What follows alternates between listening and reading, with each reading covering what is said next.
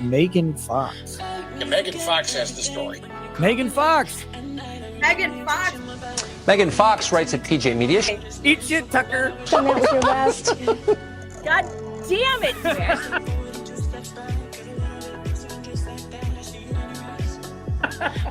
I cried for 2 days. Megan, thank you very much for that.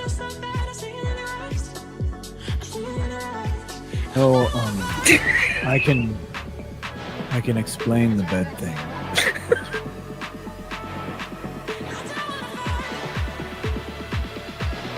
A nest in one of my penthouses, and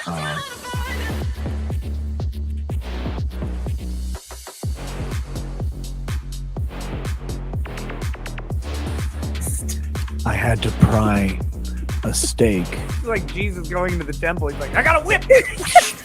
Get out! Get out! I would have thrown them all off the balcony. Megan Fox. She's the devil. And honestly, Megan, if you don't like it, I'm sorry. There's something about the way that you say my name. Make me forget everything when you call Megan. Megan. Megan Fox. Megan. Megan. Megan Fox. I've been very nice to you, although I could probably maybe not be based on the way you have treated me, but I wouldn't do that. You've never met a bitch like me. You want to tangle? You want to go? Holy shit. Holy shit. Too much cussing on this. I guess we didn't bleep it, so we got to turn it off. But you pissed off the wrong woman. Oh my God, I have been assaulted. What are you gonna do when Megan Fox runs wild on you, brother? She's the devil.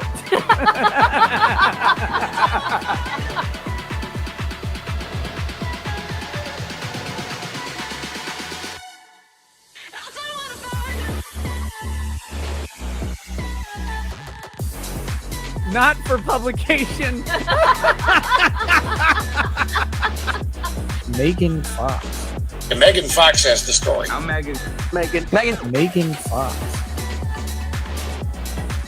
Thank you. Cheers.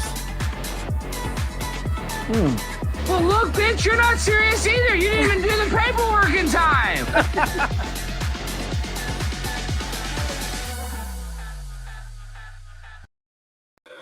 Good morning, good evening, good afternoon, wherever you are in the world. I'm Megan Fox. I write with pjmedia.com. I'm a journalist, I'm a broadcaster, and a general troublemaker. If you ask my dad will tell you I'm a troublemaker. I've been a troublemaker since I was little. Whoops. Why is my mic muted? Can you hear me now? There we go. Okay. Was it muted that whole time, or did it just go off? Anyway. My computer went down literally 3 minutes before the show. So I lost every screen that I had up. I'm desperately trying to get it going. All right, hold on. Was my mic muted the entire time? Someone tell me. Did you hear me when I said good morning or not? All right, hold on. I gotta share the screen with you. So yesterday, I made an announcement on this program about a new locals page that is being run by producer Leah Geo from Down Under, and she is fantastic. The locals page is called thelocalautoshops.locals.com. And yesterday, Leah was advertising a promo code NOSE for free membership for a limited time. However, yesterday it wasn't working so good. And so a bunch of you were like, we couldn't get in. So here's the deal. We got on the phone with locals. Locals figured it out. And now it should all be just fine. So the local auto shop, if you don't know the joke, I said, why are you all meeting people on, swiping left and right? Why don't you just go to, I don't know, the bookstore or the auto parts store? And apparently that didn't go over very well, but we thought it was really hilarious because there are still some people who really want to meet one another out in public. So Leah has set up this locals page to be like an old style 90s chat room where you can either make friends, get some advice. We're doing weekly challenges. Right now, I'm doing we put out a challenge yesterday that was, why does this keep switching? I want presentation mode. Stop that. Yesterday, I put out a challenge for people to go and just wherever you were, just give a stranger a compliment. I failed horrifically at this challenge. So I had my massage yesterday, and I was going to the D what says my advice worked? What was the advice? What did I say that worked? What worked? You can meet so many ladies at the Home Depot. And men, by the way, and usually handy ones. So the Home Depot's a good place. But anyway, so I said, just go out and talk to a stranger, just give them a compliment. Like, it doesn't have to be somebody that you're interested in romantically. It could just be someone of the same sex, someone of the opposite sex, a senior citizen, just somebody to put a smile on their face. So I had the opportunity to do this to 2 people yesterday, and I failed miserably because I was so anxious because my massage therapist moved from my chiropractor to this new fancy spa. And it was really uncomfortable and made me anxious. And I walked inside, and not that a spa should make you anxious. It was just a new place. It was a super long drive. So I was already anxious because it was a super long drive, and I was worried about being late. And then I got into this beautiful spa, and of course, they're like overboard with the customer service. And so I'm already overwhelmed. And then there's someone in my face like, "Hello, how are you?" And I was just like, I don't know what to say. Like, I have an appointment, and I was thinking to myself the whole time she's talking to me, find something to compliment her on. Find something. And I couldn't. I couldn't do it. My mouth just got stuck. See, so COVID did a number on me too, you guys. It did a number on me too. Like, I still can't do it. And on the way out, I promised myself, I was like, okay, well, and Steve goes, and then I pulled out the pepper spray. No, I didn't do that. I did not pepper spray her. Oh, but I did. I tried with the next girl, but it didn't work out because they were freaking me out. They were too nice. You ever go to those places where you feel like the customer service is over the top because they're being graded on it at all times? And I didn't know how to respond. I was like, okay, yes. So I failed. So, but the good news is that the challenge is good for the rest of the week. And we are just going to compliment a stranger. That's our challenge. And the challenge is to then go back to the local auto shop and talk in the live chat there about how that went. And maybe next year maybe next week we'll move on to something else. But this week it's just about giving somebody you don't know a compliment in public. Get a pair of those TikTok leggings, game changer. The TikTok leggings are pretty good. And I'm going to have to get Leah to help me with this. I am trying so hard to set up my Amazon. I qualify for that Amazon influencer program, whatever. And they literally sent me, Leah, you won't believe what they sent me. They sent me like 30 pages to read to set this thing up. And all it is you can't do this, you can't do that, you can't do this, you can't do that. 30 pages of legalese just to have an Amazon link where you guys could go just click on this link and buy the things that I tell you that are fun that I like. And holy cow, it is so difficult. There's like I'm going to need a lawyer to go through well, it's a good thing I know a bunch of lawyers. Speaking of lawyers, we have updates on the Wauwatosa School Board lawsuit. So as you all know, I am suing the Wauwatosa School Board.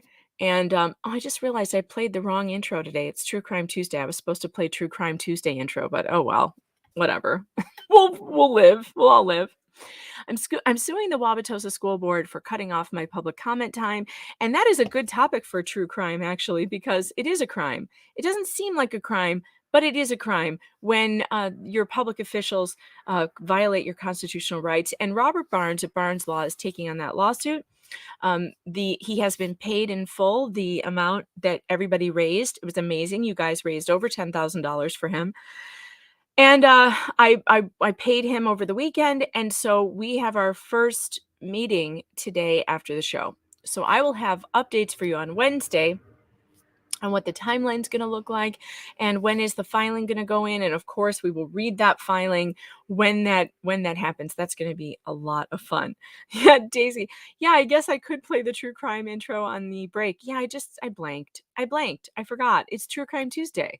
True Crime Tuesday is supposed to have the true crime intro. I need to redo it anyway because it's too long, and it doesn't have as much variety now that we've had several True Crime Tuesdays, so I'm going to redo it.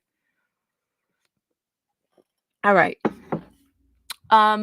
Getting back to the topic at hand. Oh, so a couple of things before. Joe Rafa's going to be joining us today because here's what we've got on the schedule today. We've got Idaho updates. I've got a ton of great stuff for you on Idaho. We've got an animated driving map of the car, when the car was seen on camera, at what times, what possible routes that he took, and when the car was seen on camera the night of the murders. It's excellent. One of our listeners made that for me, and it is incredible. You're going to like it. And then another one of the listeners found a animated walkthrough of the crime scene with a possible scenario of where the killer went and when and how it happened. And it really, I would not normally play something like this because I'm not trying to sensationalize this murder, right? We don't want to do that. We want to just stick to the facts.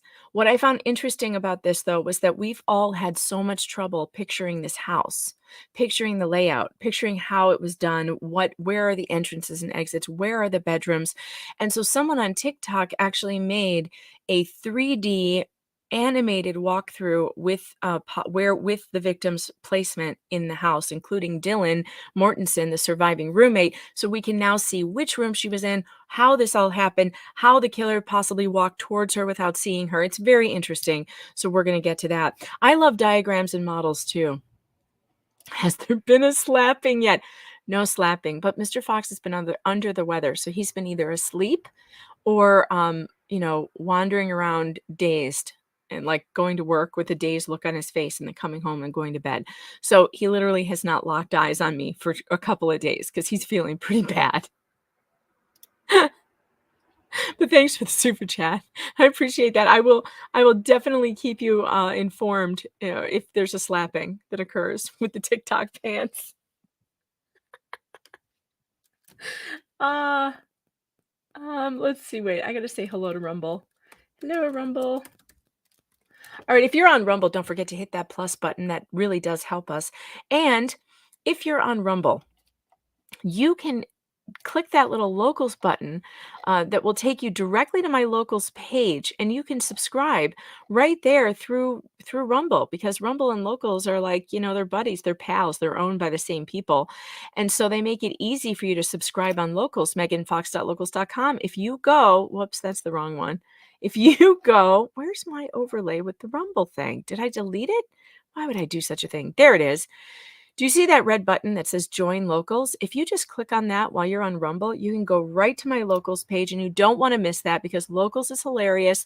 And Leah and I today, we have to get our schedule straight, but we're going to book the next movie night. It's going to be a matinee with Meg and Leah. We're going to do Harry and Meghan episode 4, and I think that's coming tomorrow.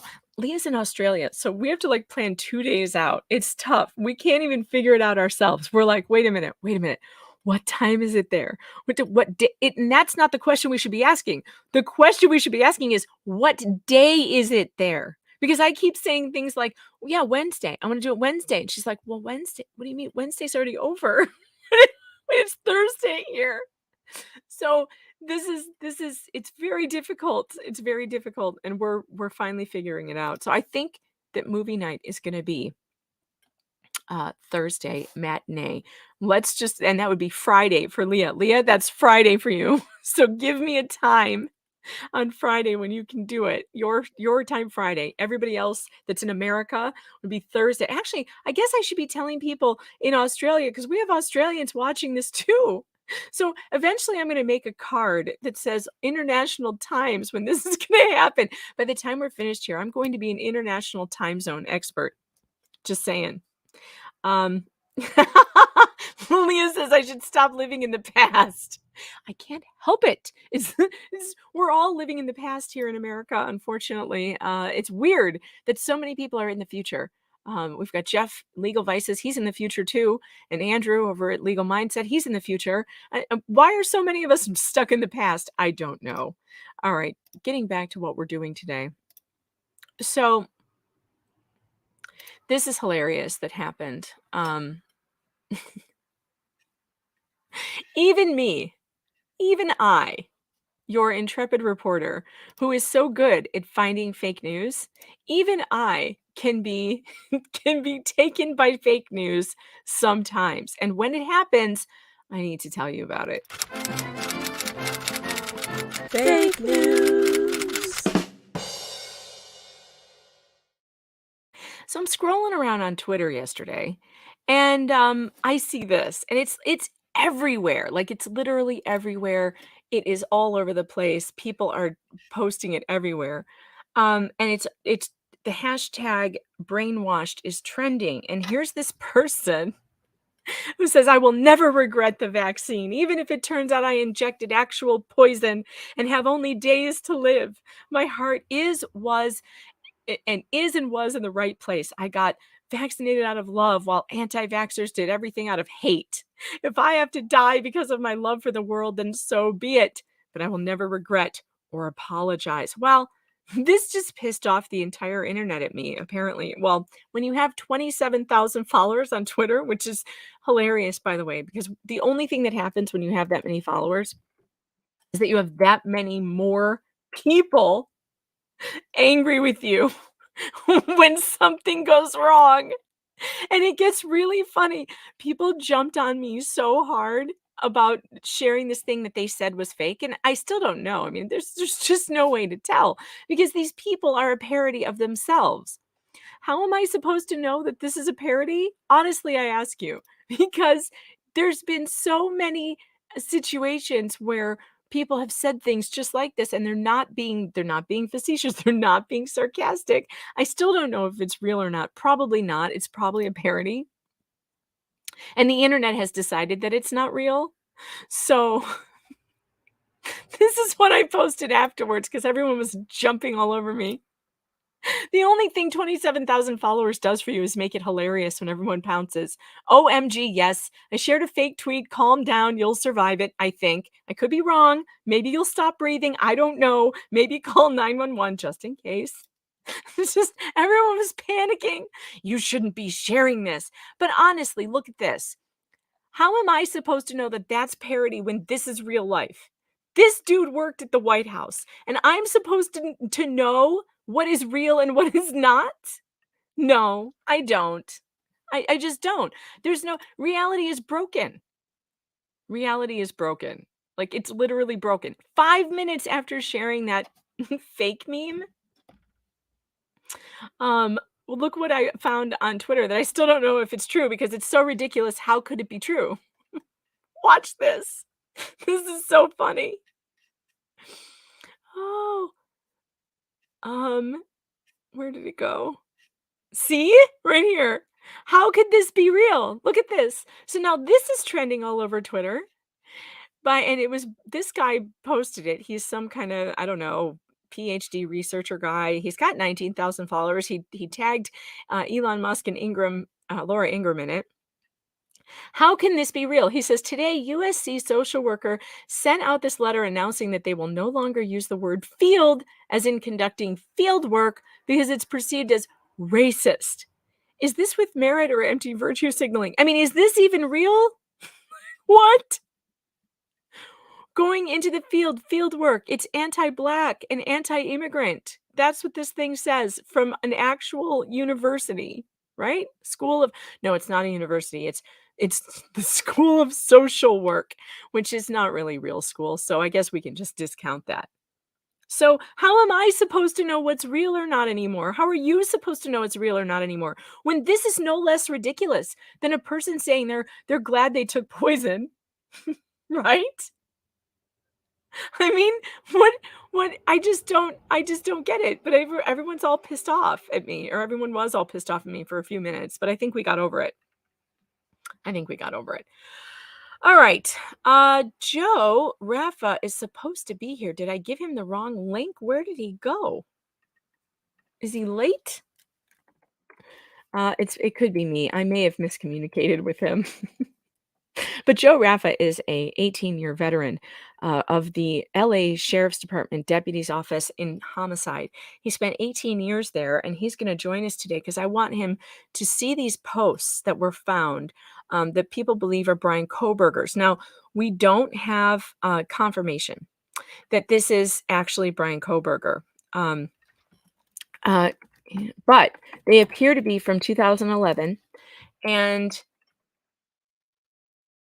that means to me that it's also using, let me pull it up here so you can see it.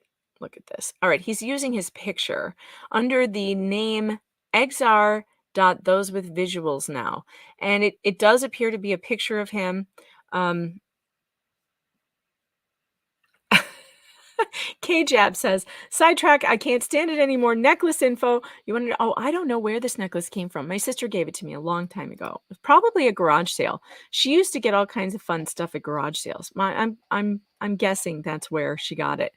All right, so there were a bunch of posts found on this website, and we're going to go and look at them, and we're going to go through them. And they do appear to be written by Bryan Kohberger. I've seen other things like Facebook posts where people are saying that he was Papa Rogers on these true crime Facebook chats, and I'm just not sure about that. Like the Guardian printed it, but to me there wasn't enough information to say, yeah, that's probably him. On the other hand, this probably does have that type of detail that I've seen. When I look through it, it seems pretty real to me. So these are, let me make sure that this is sharing properly. Yeah, okay.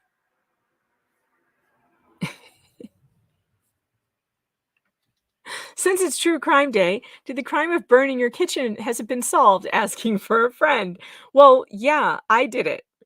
It was me. This girl right here. Who's got 2 thumbs and burns her kitchen? I do. Not really a mystery there, but everything's fine now. So Joe's going to be here soon, I think. But let's start going through these because I haven't been through this, and it could be a lot of pages. So this appears to be Bryan Kohberger's account on this website. It's a health website where people are talking about mental health, and he's particularly talking about something called visual snow. So actually, there's so much on visual snow that let's get over to that actually first because, oh, I didn't link it.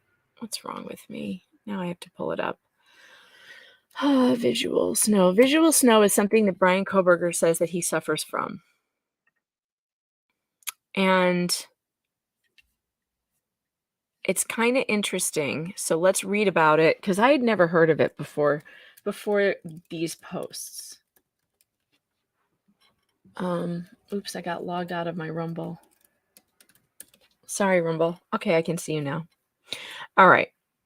So, visual snow is a form of visual hallucination that is characterized by the perception of small, bilateral, simultaneous, diffuse, mobile, asynchronous dots. Boy, could we get any more words to describe?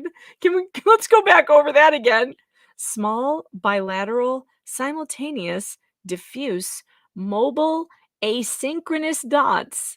Wow, that's a lot of words. Usually throughout the entire visual field. But it can be partial and is present in all conditions of illumination, even with the eyes closed. That sounds really annoying. I mean, do any of you have floaters? I have like one floater that occasionally bothers me.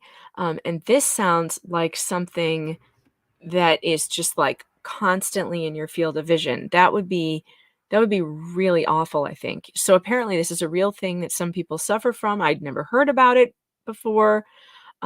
Lars Larson says, I've had visual snow before. It's just tinnitus for your eyes. Yeah, but it sounds terrible. Does it come and go, or is it just always there? seems like that would be terrible. All right. The dots remain individual and do not clump together or change in size. Visual snow exists in one of two forms, the pulse type and the broadband type. In the pulse type, the dots are the same color as their background, black or white, and the noise is monopolar. In black pulse visual snow, the dots are always darker than their background, whereas in the white pulse dots, they're always lighter than their background. Weird. In the broadband type, the dot's noise is bipolar and occurs in contrast to the background. With a light background, the dots will appear dark, and with a dark background, the dots will appear light. It has been recently hypothesized that the pathology of visual snow is similar to migraine. It is recently known to be associated with psychiatric conditions. Interesting. Including anxiety, depression, depersonalization, remember that, fatigue, poor sleep, poor rest, among others. Alternate names for visual snow are scotopic sensitivity syndrome, Mears-Irland syndrome, persistent visual phenomenon, visual stress, visual static, and asphydia. All this eye talk is making me remember that I ran out of contacts this morning. So I'm back to my glasses. And now that my doctor fixed my contacts problem and I can see, I now can't see through my glasses. So I have to go get contacts immediately. And talking about all this eye stuff is just making my eyes water. It's giving me visual snow. Stephen McGill says, so what you're saying is he has snowy, guilty eyes. Hilarious. Hey, Leah, by the way, if you can see the chat in the studio, make sure to hit that star on any super chats that I don't see. I might not see them. Sometimes I hit the star, sometimes I don't. If you see them first, hit the star next to the chat. All right, let's see. I forgot to show you that part, Leah, so that's on me. All right, let's see. Risk factors. So this is very interesting. Epidemiology. Visual snow symptoms occur commonly during the late teenage years, and in 2011, Koberger would have been 17 or 18 years old.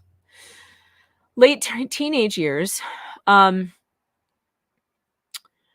gender or race, blah, blah, blah. Okay, the etiology is hypersensitivity to internal and external stimuli. Do you guys remember someone saying that when he went to a restaurant with his family, they requested the lights to be turned down? Do you remember that? And I think it's because of this. I think it could be, if this is him, I think it's because he is hypersensitive to external stimuli like bright lights, which could cause this to be exacerbated. Most of the time, it is idiopathic, theorized to be caused by thalamocortical dysrhythmia, but may be associated with persistent migraine with aura, or as a feature of hallucinogenic persisting perception disorder. So they don't really know the causes. They do say that initial results showed that patients with visual snow have both cortical hyperexcitability and loss of inhibition of visual processing. So I find this kind of interesting. I wonder what is cortical hyperexcitability? What is that?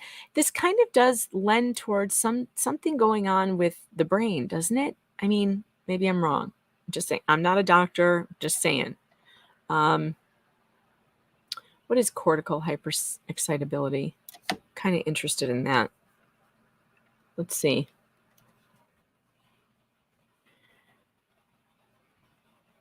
Oh my gosh. It has something to do with motor neurons. So neurons are connected to the brain as well. So who knows?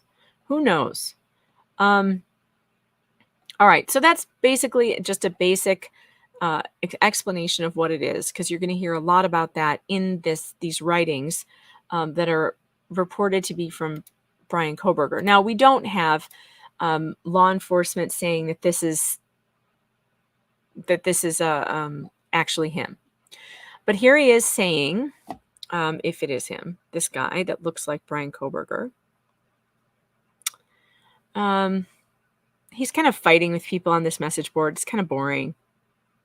He's talking about a diet, the Omega diet or something. He thinks that there's a diet that's going to work to help with the snow. And people are telling him that he's wrong. And he's arguing.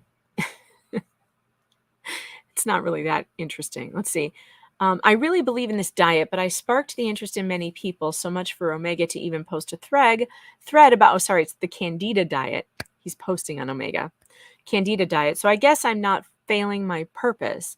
My friend's uncle is giving me the diet list soon. It's just been busy. I work too, The diet is specific and you can eat certain foods only. So I will help you guys out. I'm getting the information. Now look at this. He says, I always feel as if I am not there, completely depersonalized.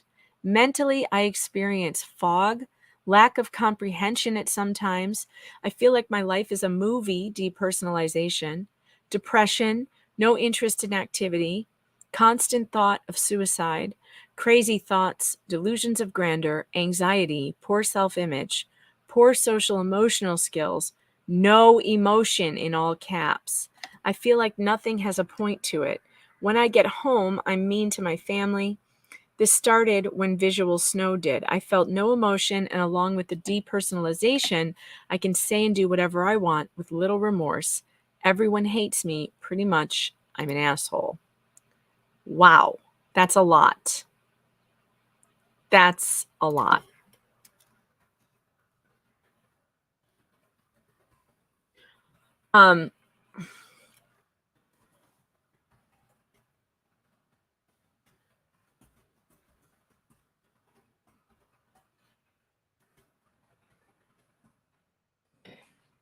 What do you guys think about that? Yeah, Super Axiom on Rumble, I did read about that, but I don't think there's any evidence to say that was him.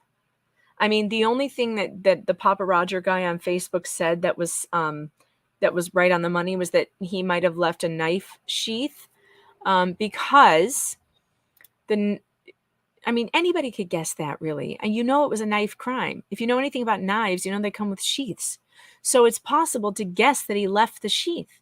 And that, to me, that was the only thing that guy did that made it sound like he knew something. But I don't know. It wasn't that convincing to me. So he needs to go and touch grass. Cold Fury says he needs to go and touch grass. Maybe.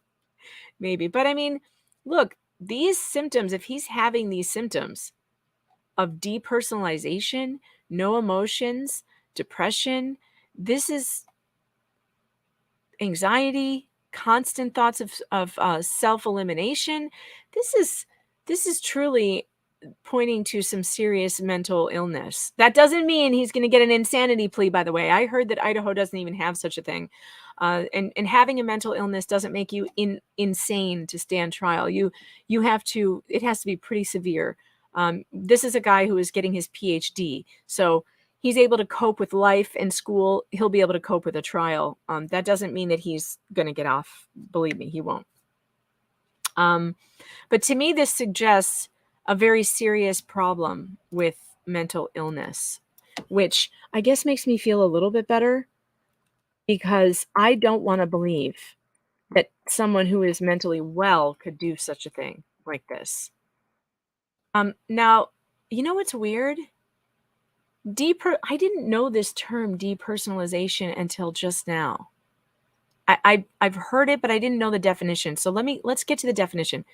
Depersonalization disorder occurs when you persistently or repeatedly have the feeling that you're being observed, that you're observing yourself from the outside of your body, or you have a sense that things around you aren't real, or both. This has happened to me before. This has literally happened to me before when I was a kid.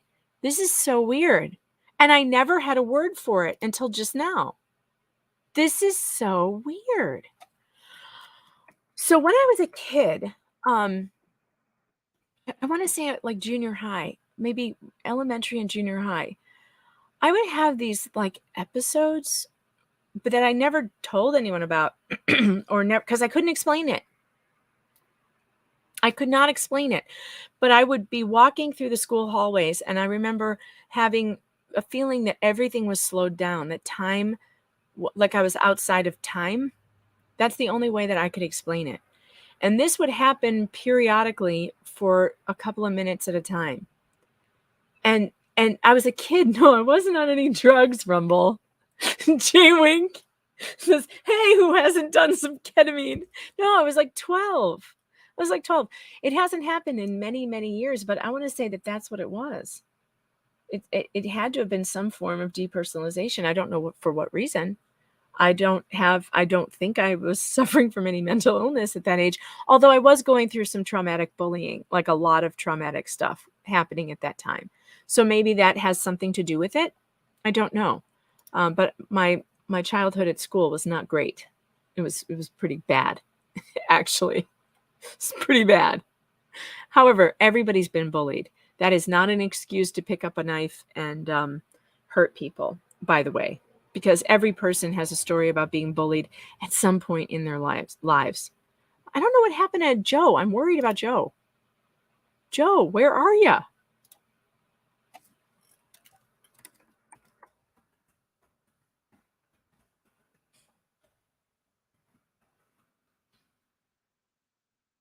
Let me send him a link again.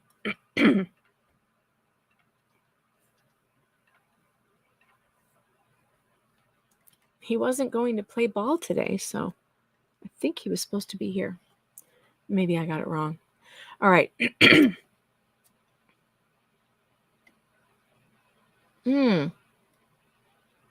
Penny, you seem to have an experience with this.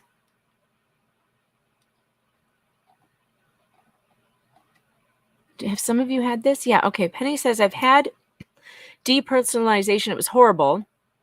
I suffer from panic attacks and depression. Sorry to hear that. Man, a lot of you have a split personality. I don't think so. I don't think I have a split personality. I haven't had it happen since I was a kid. And it never turned into anything. It didn't turn into anything, any issue, any serious issue. Yeah, if you haven't been bullied, you ain't living is right. Well, I'm checking on Joe. No, I heard from him this morning and he said he would be here and he hasn't shown up. So now I'm just a little worried, but I'm sure he's okay. I'm sure something just came up. He's probably on the phone. Let's not panic. Bad Weather, thanks for the super chat, says, when my depression is at its worst, I get these experiences where I'm at, say, a gathering, and I perceive myself as being the only thing in the room completely out of place, that I don't belong and I'm invisible. I wonder if that's a form of depersonalization. So it's very interesting. Thanks for the super chat, by the way. Very interesting. So maybe it can be brought on by trauma. Statuesque Miss says, I have experienced as well during traumatic times. The weird part was I never did tell my parents about it because I couldn't explain it. I remember trying to tell a friend about it once, and she just thought I was crazy. So I thought, I don't think I'm going to tell anyone about this anymore because no one seems to understand what I'm talking about. But I know what that feels like, and it's a very bizarre feeling. For me, it would be just like time slowing down, and my movements would become very slow, very like I was moving at a normal rate of speed, but I would see myself moving slower and outside of time. And it was very, very strange. And I was just a kid. It probably started when I was about 9 and it went away probably in my late 20s. It went away. But it was never like linked to anything else. It would just happen. I would be perfectly fine. And then it would stop after like a minute or 2 minutes. So other people are responding to him saying, you are most definitely not the only one. I used to feel like this to the point of nearly taking drastic measures. So other people are telling him that they've had the same sorts of things happen to them. Then he responds, palinopsia is the least of my worries. I took Topramate, which is Topamax before, and it just made me insane. Now, Topamax is a very dangerous drug. We've had discussions about Topamax here before. Topamax can cause a lot of problems, even for people who need it. I broke my table for no reason, he said. Seriously, I never really cared about after images since I developed them at age 9 and they got intense. So he was taking Topamax, which is interesting. Normally, Topamax is given to people for seizures. Did he have a seizure disorder? What else is Topamax used for? Let's see. To treat certain types of seizures, including primary generalized tonic-clonic seizures, grand mal seizures. So mostly it's a seizure drug, but it can be used for bipolar disorder or manic depression. So it looks like it can be used for depression, and maybe that's why he was on it. I am not seeing it here as an antipsychotic, but let me see. Because that would be interesting.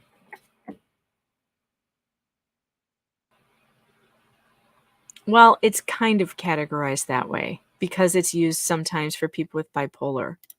But is that considered a psychotic disorder? I'm really not sure. Okay, so moving on down. He said, ginkgo biloba worked for me a little. I actually came up with a theory all by myself that it was blood flow related, and apparently a lot of you did too, but I think the only way to solve the problem is to find the source. I might try an anti-inflammatory soon. So from what we can gather from this, it's really bothering him. It's something that's really upsetting his well-being, is this visual snow. He said, I was not sure if it was normal to have depersonalization to my extent, but it is. I will not pursue happiness and do what makes me happy. I don't know if that was a typo or what. Other people are saying they have similar things here. Like this guy here says he also has fog, lack of comprehension, depersonalization, all this stuff that Koberger, the alleged Koberger, said. He says, if you're worried about the visual snow, it will get worse. And even if it does get better, I say no, it makes it worse. All right, let's see. What else? And I think that was about...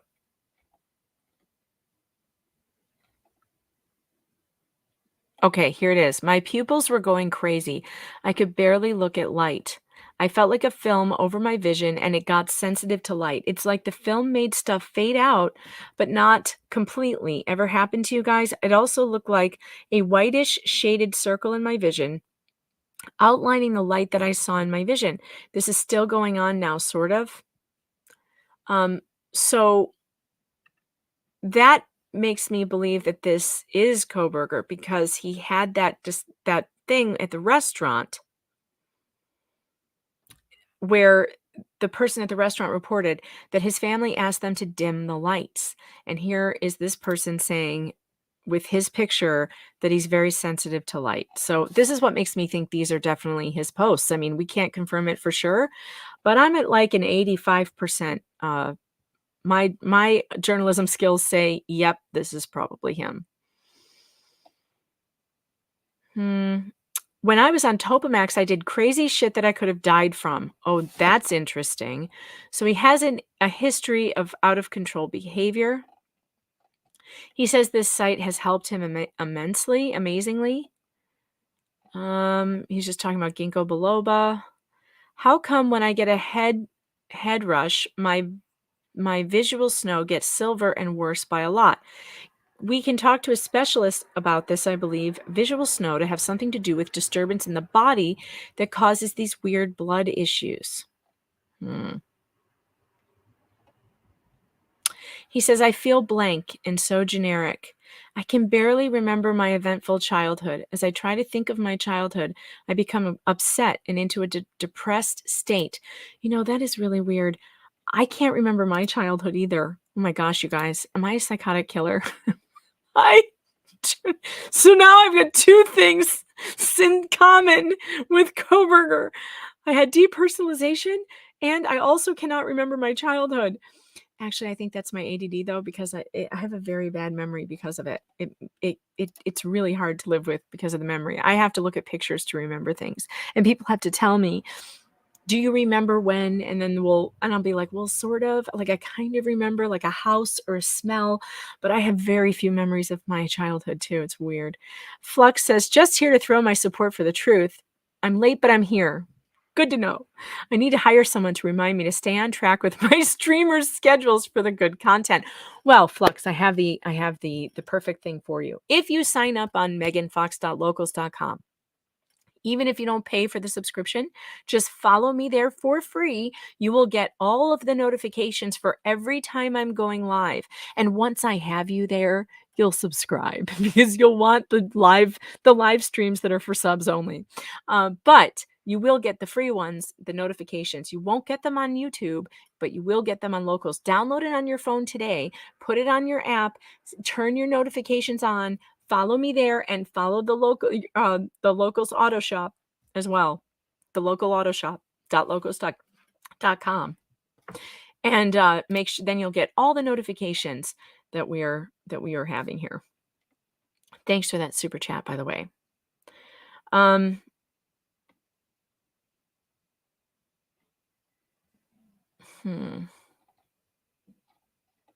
just catching up on your chats, you guys. Thanks, Rob. You have a great day too. Sorry you got to run, but you can catch up later on the replay. The auto shop killer. No, there are no killers in the auto shop. Actually, we take no responsibility for anyone in the auto shop. No, none. Zero. Do your own background checks, people. Whoever you meet in the local auto shop, that's on you, okay? We cannot take responsibility. Neither Leah nor I can take responsibility for that. Okay. Sorry. You guys are killing me with the chats. I'm having a hard time keeping up. If you're on the Locals live chat, I'm not even signed in because my computer died. So I guess I should go sign into the Locals live chat so I can see if anybody's in there, because the Locals live chat is fun. Oh, Joe. Is it Joe? He's finally here. At 11 o'clock your time. I did mean 11 o'clock my time. I'm on Eastern time. Aren't you on Eastern time? I thought you meant 11 o'clock my time. Oh, well, that's okay. We were worried that you. I'm wide awake. We were up for worried half an about hour. you. Like, do we have to start calling the hospitals looking for No. Joe? Oh, Relax. Calm down, everybody. Joe's fine. Joe's I'm here. here. All right. Get the ambulance. If you're just joining us, Joe Rafa is a retired 18-year veteran from the homicide squad of the LA Sheriff's Department, which was a big deal in the 70s because he was chasing down serial killers, like serious real ones, like the freeway killer and that toolbox weirdos and the Joe. What's the Hulu documentary that I told you to watch? Because I was like, I bet you're in this, and then it turns out you totally are in it. What was the last, right near the end? I was watching it with myself, and I didn't see it, but I was watching it with my wife. And right near the end of the last episode, Vernon Butts is walking through a doorway, and I'm right behind him. It must have been right after we arrested him, because that was Dave Lopez did an interview with Bonin, where he went through the whole, I don't know how many people, 16 or 18 kids that he killed. And he went through each one with Dave Lopez, the young reporter then for Channel 2. And we all sat around listening. And then the last one that he killed was from Downey. And the mother, we never found the body. And the mother was like 7 years waiting to find out, So we asked where he took him, and he took him out to Riverside, and I guess he killed him there and left him in the field. And geez, when you looked on the map to see the what do you call it, where it was, there was a road going this way and railroad tracks going this way, and that was it. And so we went out there that night. We found something, and then what we did was went home and then came back in the morning when it was daylight and found a lot of his remains. But they were spread like a Horn of Plenty thing, they were all out like that. The animals pick it up, move them, and stuff like that. So it was a very rural area. Terrible. It was sad, you know. At Do you- least she knew where her son was after that, you know. What was the name of that Hulu documentary? I've forgotten it now. City of Angels, City of Death. City of Angels, City of Death. So Joe and I are planning a locals exclusive event, a movie night where we watch City of Angels together because Joe knows he was there. I mean, how cool will it be to watch that documentary with Joe himself, because he was there and he can tell you all about how it was. And I thought we would watch at least one of those episodes together, Joe. That would be a lot of fun one of these nights. Well, that's what I was in Vice from 75 to 80, to the middle of 80, and then I went to Homicide. But when I was in Vice is when the Hillside Stranglers started. So I was all around that area, but I didn't know very much about the case, other than, you know, what you read in the newspapers and all, and some gossip around work. But when I went in 80 is when they had already arrested Bonin. He was in jail because what happened was LAPD set up a surveillance on his house. When they did, he had already come back from killing a kid in the house. They just missed him taking the kid away when they set up their surveillance. He came back, then they followed him as he got in his car or his truck, and he went out to Hollywood and he picked up this kid or wherever it was. And they were watching, and they had to make a decision because he's got a young kid in the truck with him. And if they leave him, you know, they're in big trouble if something happens and they don't go in and stop it. So they had to stop it and arrest him. And they put him in. Then now you're under a time limit. You got to say, you know, make charges against him and all that. So it was pretty exciting because I was brand new. So everything was, you know, wow, this is neat. But we followed Vernon Butts all over the place, who was his first partner. And some of that, when I listened to that, the City of Angels, City of Death thing, a lot of it's all LAPD because it was done by ABC News in LA. But our guys, Dave Kushner and Jack Fuglen were the two investigators, the senior investigators, very experienced guys, really smart. And they set Bonin up. I mean, you know, we got a guy to buy drugs from an informant. Then we had the informant. He gave us information, and eventually it got us information. This Gregory Miley was another kid that was with Bonin when he killed a couple of kids. I actually went to this informant's house, and he gave me the number to call Miley in Texas. When I called Miley, I had the tape recorder on. I'm sitting in the kitchen, and we're talking to him, and he cops out. I mean, he doesn't say I did it, but he gives us information that shows he was with him when he killed somebody. So, you know, we're waiting. Now we got him. We're going to arrest him. So I take the tape back to Kushner and Fuglen for them to hear it, turn it on, and it's I said, what the hell? He said, were there fluorescent lights on in the kitchen? I said, yes. He goes, that's what's wrong with the tape. So the tape was useless. Oh, no. Anyway, but Flux, we got him thanks back. Thanks for the super chat. Flux says, I'm from Buena Park. I have several friends in the LA Sheriff's Office. My brother's a firefighter, and my sister's a cop in Witter. LA is bad. Thanks for your dedication to protecting the community where I grew up. Well, thanks. I for lived super in chat. Whittier. Yeah. I lived in Whittier for a while. Yeah. And Well, Buena Park is that area down there had part of the problem with Bonin too. That general area in Orange County. did you hear any of this reading through the post that we believe Brian Koberger made in 2011? Did you hear me reading any of this? You were no. Okay, I just want to read you this one part that I've already read. Listen to how he describes his mental state in 2011. Now we think this is him. The police have not confirmed it, but his picture is next to it, and he has confirmed some of the things that witnesses have said about him. Like, for instance, he wanted the lights turned down in a restaurant when he was there with his family because he has hypersensitivity in his eyes. He's complaining about suffering from something called visual snow.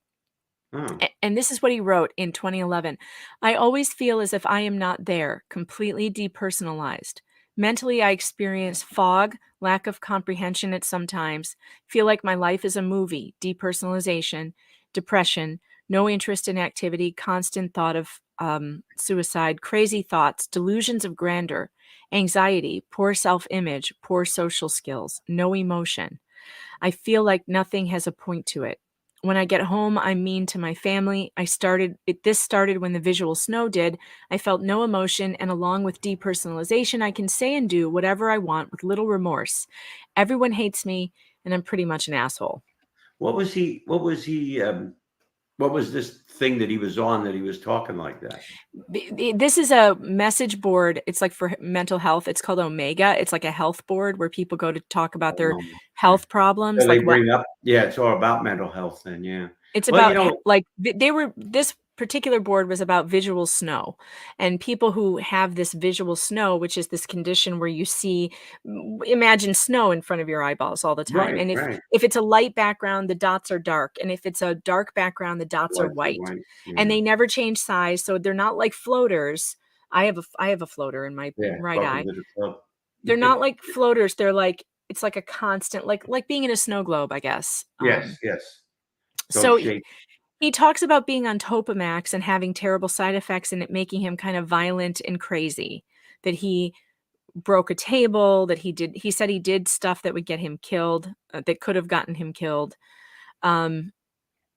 He is this, what do you think of when you hear someone who's been accused of 4 heinous murders also describes himself as suffering from depersonalization and having no emotions?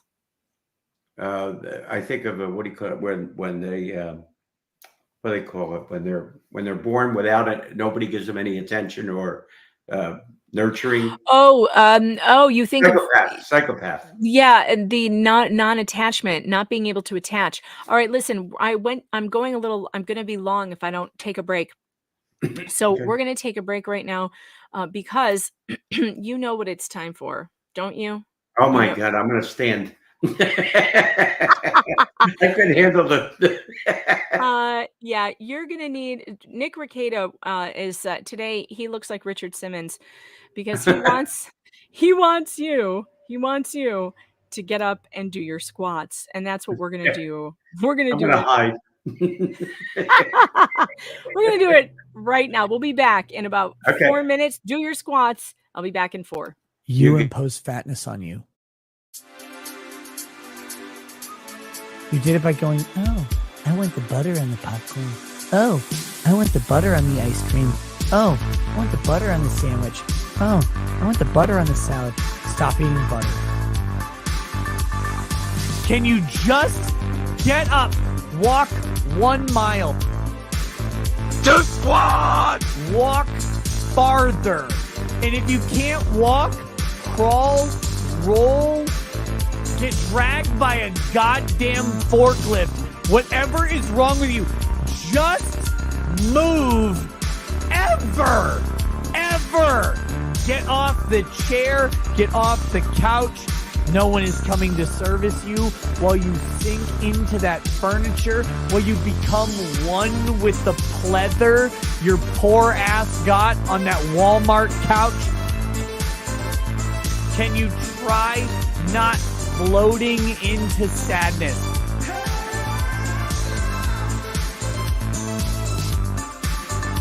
Stop eating, stop drinking, start walking, start doing anything that you haven't been doing, you fat piece of shit!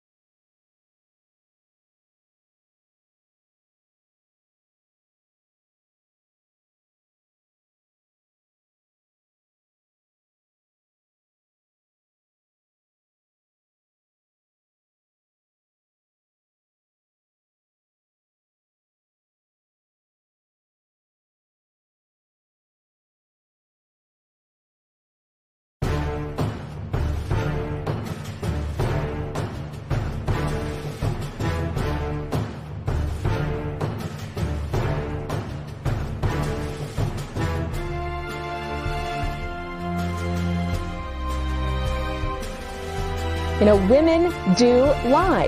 I want evidence. I believe evidence. I don't believe all women. I believe all evidence.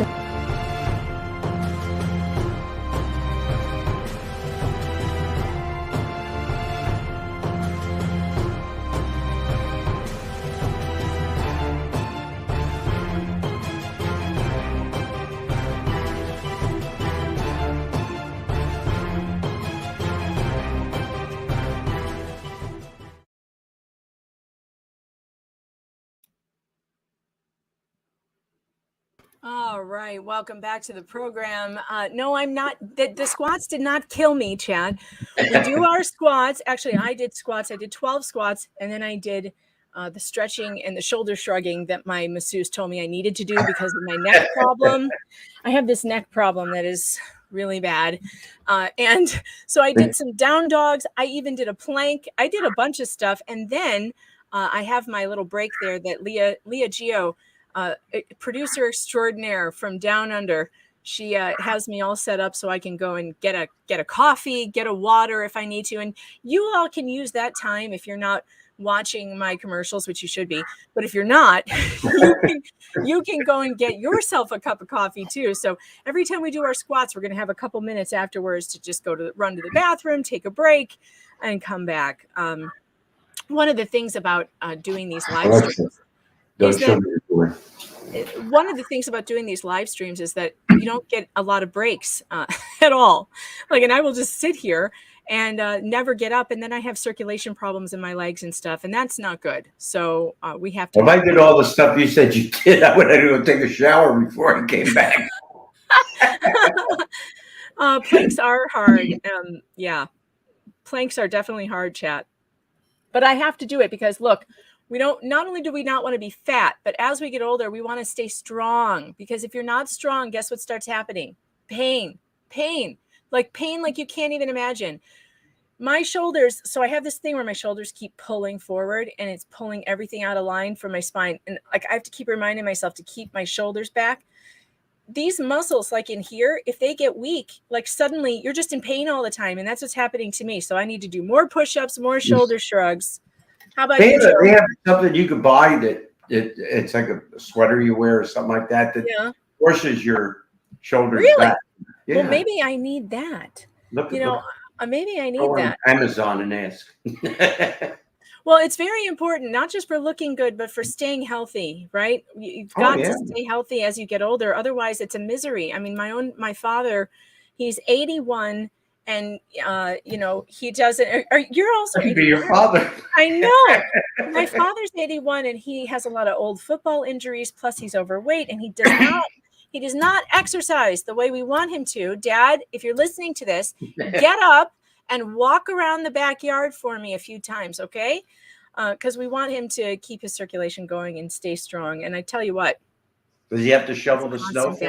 No, he lives in Arizona, so there's no snow. But his excuse now is it's too hot. I can't go outside.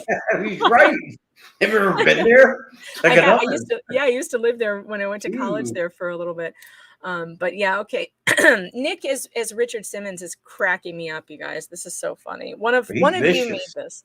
One of you made this, and it's fantastic. All right, so we're in the 12 o'clock hour now, and we have something. Let's get to the animated thing first, because this is so cool. All right. So, one of our listeners, and I'm going to screw up his name. No, I'm not, because I'm going to look it up real fast. Hold on. One of our listeners, Eric Herman of HermanHandcrafts.com, and I have made him a commercial as thanks for what he did here. He made me an interactive, animated map of the killer's path of travel. Are you ready for this, Joe? Because this is great. You're going to love this. Here we go. Let me make sure it's big enough on the screen. I think I saw this. I'm not sure. Well, I think you saw the first one that he made, but he didn't have it. Okay, so here, let me explain what we're going to see. Yeah, go ahead. He put the timestamps in now. So, and he made it animate so we can see the car when it was caught on camera. When you see the white arrow, that's the white Hyundai Elantra on camera. So in the places where it turns into a white arrow, that's where it got caught on the cameras. When it's yellow line, those are the assumed routes. Okay, we don't know if they're the exact routes, but we think that this is the routes that he probably took according to the arrest affidavit. Yeah, because of the phone records. Yeah. Because so he put together all the timestamps from the arrest affidavit. Eric did this. Eric, you're amazing. Thank you so much. You're such a hero. And every time, and he also put the timestamps on the bottom. So we're going to play this, and you're going to watch how the police are saying that this went down. Now, is this the night of the killing, or is it 2:44? We're starting at 2:44. Oh, okay, I got it. A.M. We're going north on Nevada Street. Now it's a white arrow, so that means this was caught on camera.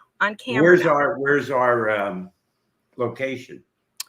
In Pullman, at Washington State University. We're in Pullman now. This is right here. Right. We're not in Moscow yet. Not yet. He's on his way there, and he's on camera at 2:44. So here he goes. Now he's off camera. So at 2:47 a.m., his phone stops reporting to the network. So he left first, then turned off his phone. Yeah. Which is interesting. About 3 minutes later. 2:53, he's now going south on Nevada.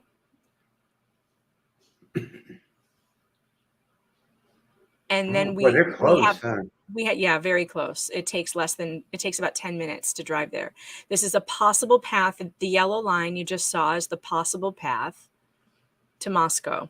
There's not too many other ones. No, there's one, but it's much longer, and we think that's the way he went back. 3:26 a.m., he's caught on camera going westbound on the 700 block of Indian Hills Drive in Moscow. Does this mean he's turning his phone on and off? No, this is on camera. Remember, the white arrow means the car was caught on camera. All right. Then again, so that was the last time he was on camera was 3:26. Now at 3:28, he gets caught on another camera on Steiner Avenue going west. This is very helpful. Yeah. Eric is so good. This is better than anything the police put forward. He probably has the skills with that stuff, I know. At 3:29 to 4:04 a.m., there are 3 passes by the victim's house, and this was caught on camera. So here we go. 1, 2. Okay, now I see where the victim's house is. 3. Now, at 4:04, the affidavit is unclear about the suspect's activity. We assume the suspect parked off camera somewhere after failing to park in front of the victim's house and walked. See, he made that 3-point turn, and then they lose him. They don't know where he went. The murders likely occurred between 4:04 and 4:20. Now, before we finish this, since we're at the time of the murder, let's go over to the next thing that I found that is really neat. And let's go to the walkthrough of the crime scene at 4:04. So this is someone on TikTok who did this incredible 3D drawing. She's amazing. I'll give you her TikTok name after we watch this. Here we go. Let's make this big. Wow. This is a timeline of the suspect's movements throughout the house the night of the murders. Wow. In the beginning, most of us believed the 2 surviving roommates, Bethany and Dylan, were sleeping on the first floor. Since then, we've learned Dylan was sleeping here on the second floor, along with Xana and Ethan located here. Kaylee and Madison were located here on the 3rd floor. The dog was located on the 3rd floor and the room by itself. Let's move around and see through the walls into the kitchen, to the back slider, and take a look at the time frames. At 4:04 a.m., the suspect can be seen trying to park his car. At 4:09, approximately 5 minutes later, he enters the house through the back slider. At 4:18, he leaves the house after committing the crimes. At 4:20, he's caught on camera driving away at a high rate of speed. All of this only took 9 minutes. Let's watch what that looks like. The suspect enters through the back sliding door. He pauses at the stairs to look around to make sure no one's up. He then turns and goes upstairs. The first bedroom he stops at and opens the door, he sees no one there. He continues to the next bedroom. Here we know what happens. Downstairs, Dylan is sleeping. The noise from upstairs wakes her up. She thinks it's Kaylee playing with her dog. She gets up and goes to the door and looks out. She sees nothing there. The suspect then continues down the stairs about 3 minutes later. Eric, don't make me laugh during this. I was just going to say, they don't move their legs Outside, when they there's a walk. security camera picking up some whimpering, cries, and a thud at 4:17. We've learned that Xana was found on the floor, which might explain the thud. Dylan again hears something and looks outside her door. She sees the suspect. He walks right past her and leaves. Okay, so Wow, that was amazing. Yeah, wasn't that interesting? I'm on the wrong one. Here we go. I hate when I'm that close up. Okay, let's go back to. Let me make sure. Isn't that something? I mean, so that was. She is. Remember I said you need a videotape of the murder? You almost have one. I know. That's crazy. Isn't that amazing? So this girl on TikTok, it's at Azget, Azget is her handle on TikTok, and she is she's great. I mean, she did a whole bunch more. She did like a visual of the house, of the interior of the house, just so you could get a feel of it. And I think that was the reason why I wanted to play that, was because we have had a problem understanding the layout of the house, and that, you know, was a problem for understanding how the killer got around. Okay, so you've just watched now how one theory of how he could have moved through the house and how it happened, right? So it goes upstairs first. Dylan sees him walk. That's the creepiest part to me. The creepiest part to me is him coming back towards her when she's got her head out the door. And I could see that with the layout of the house, it is possible that he did not see her. It's possible that he was just coming towards her and turning that corner to get out of the house and didn't see her. Because a lot of people think maybe he saw her, and I think, I don't know about that. I don't think so. So anyway, the murders have just occurred. Now here's the path, possible path, and that he took to get out. So at 4:20, now he's seen on camera leaving there at a high rate of speed. Then it's off the camera, and this is the possible trail that the police think he may have taken. But he doesn't get back on camera until he gets back to campus. Now, between 4:50 and 5:26, the phone utilizes cellular resources that are consistent with the phone traveling south to Genesee, then west towards Uniontown, and then north back into Pullman. So he took this really windy U-shaped road back. And Eric, don't go away, because I actually... So nobody would see him.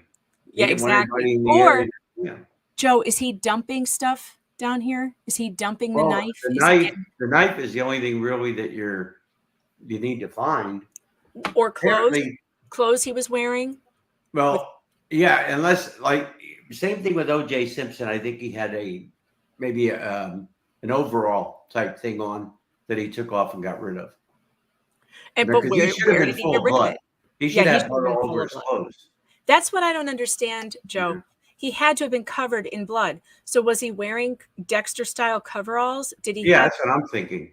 Because I think that's what O.J. Simpson did too. And then what happened to those coveralls? Where did they go? I mean, how do you get rid of them? Now, I would burn them. If it was me, I would burn them so he could never really have anything to show. I heard that on this route, and I don't know because I haven't confirmed it, but someone said on this route there is a bridge that goes over water. Now we see there's water here, the Lower Grand Lake, but I'm not seeing water on this path, but that doesn't mean it's not there because this is really high up. So we might want to take a look at Google Earth. But I heard that there's a bridge that you go over and there's some water, and people were saying, hey, maybe you should dredge that, whatever that water is, to see if there's anything in there, like in a bag or, something that could have been thrown over. Other people think this is a guy who keeps the knife and that he may have had it, wanted to keep it as a memento. I don't know. Yeah. It remains to be seen. Well, when you were showing his path around the house, remember when we were watching and you said the headlights came in along the house? Yeah. He came in from the back to the front. Does that ever show that in that thing that we were just watching before? No, that was simply just in the house, like what she thought happened inside the house. But you know what? No. I mean, the video before that, you showed where the car was going. No, because that's where it lost the camera. So okay. so when he did the 3 passes in front of the house, Okay, I see what you're after saying. that, he does a 3-point turn and he goes off camera somewhere and they don't know where. And he parked somewhere. So he could have come around the back and the camera wouldn't have caught it. Yeah. Okay. And it could have been caught on that body cam footage that we saw. That could have been his headlights. Yes. I mean, it's hard to know. Yeah. But I think it's interesting that he took this very long time to get back to Pullman. He was doing something between 4 a.m. and 5:26. It doesn't take an hour and a half to get back to Pullman. No, 10-minute drive now. An hour. But he specifically drove this way. So I would like to know what he was doing along the way. Well, he had it planned out. Then he had something along that path that he was going to use. Maybe. Like you say, to get rid of stuff or whatever. He had something ready. He could have buried it. Yeah, could have done a lot of things. And remember, this is probably pretty rural. Oh, I'm sure. I don't know what that looks like if you look at it, on well, let's see. This is 195, it looks like. Wait, what does this say? Let me see. 195. So let me see if I can pull it up on Google Earth and we can see.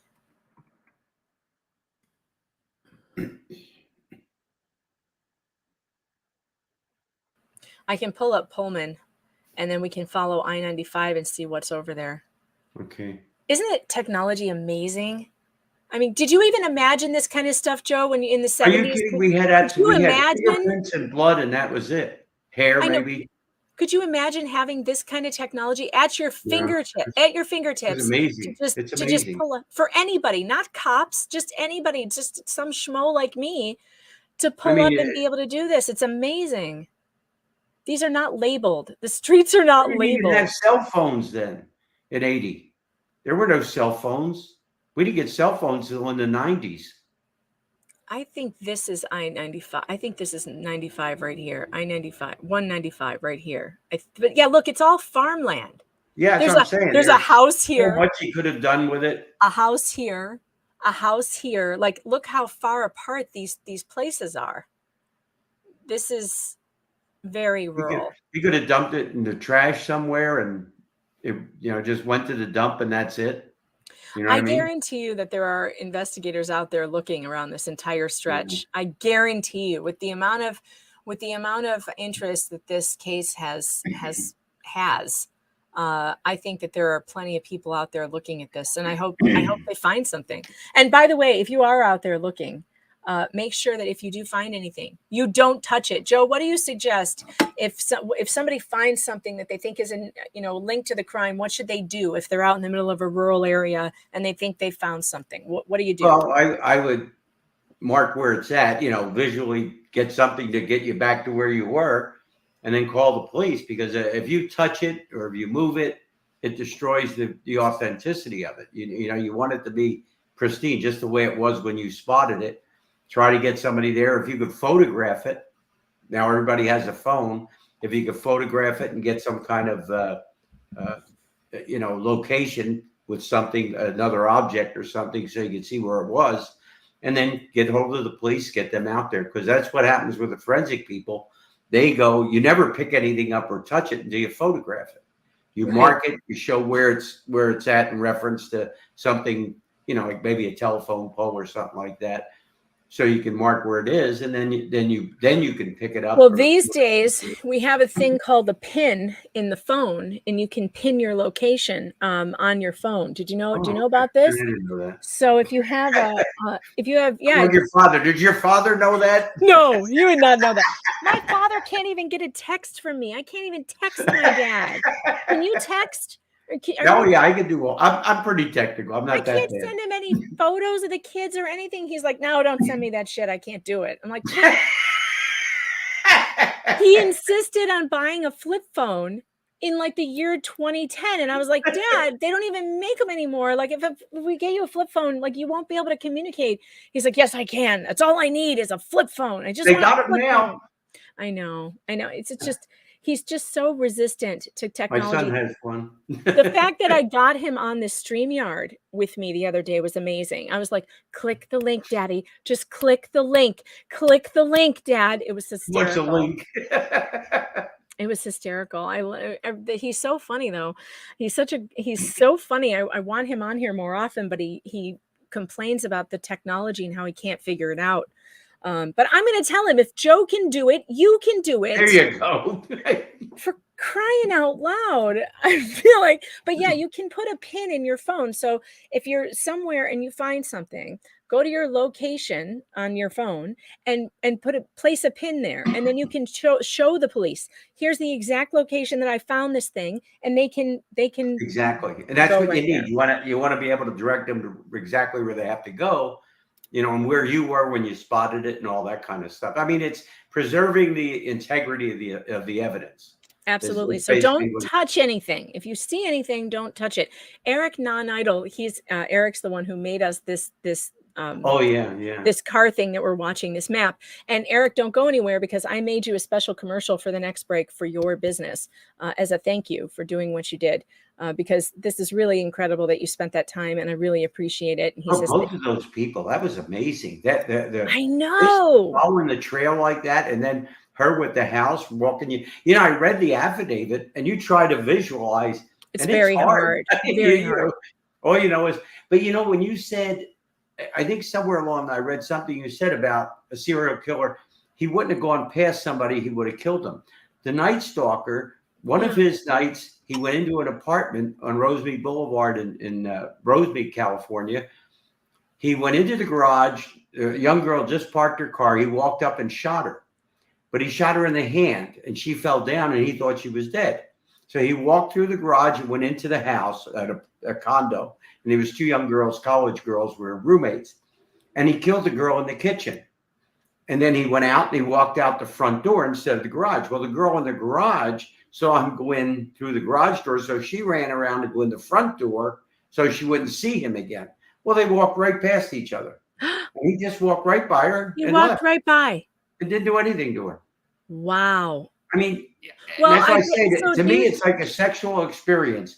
They have it and it's over. And it's and over. Anything after it doesn't mean anything until they get to the next, you know, mental thing that they're in. You know what I mean?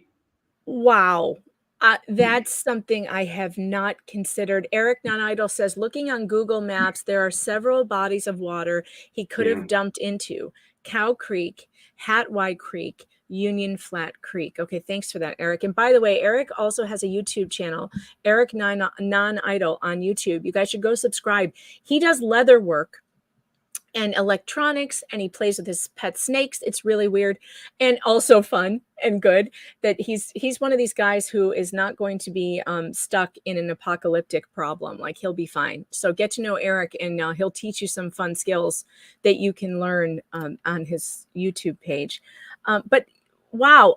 So I had not considered that, Joe, that it's like a sexual experience. If it's like a sexual experience, and so it's over when it's over, and there's no continued need, that a person just standing there, he wouldn't think of it as like, well, there's a witness I need to get rid of. I don't think they care.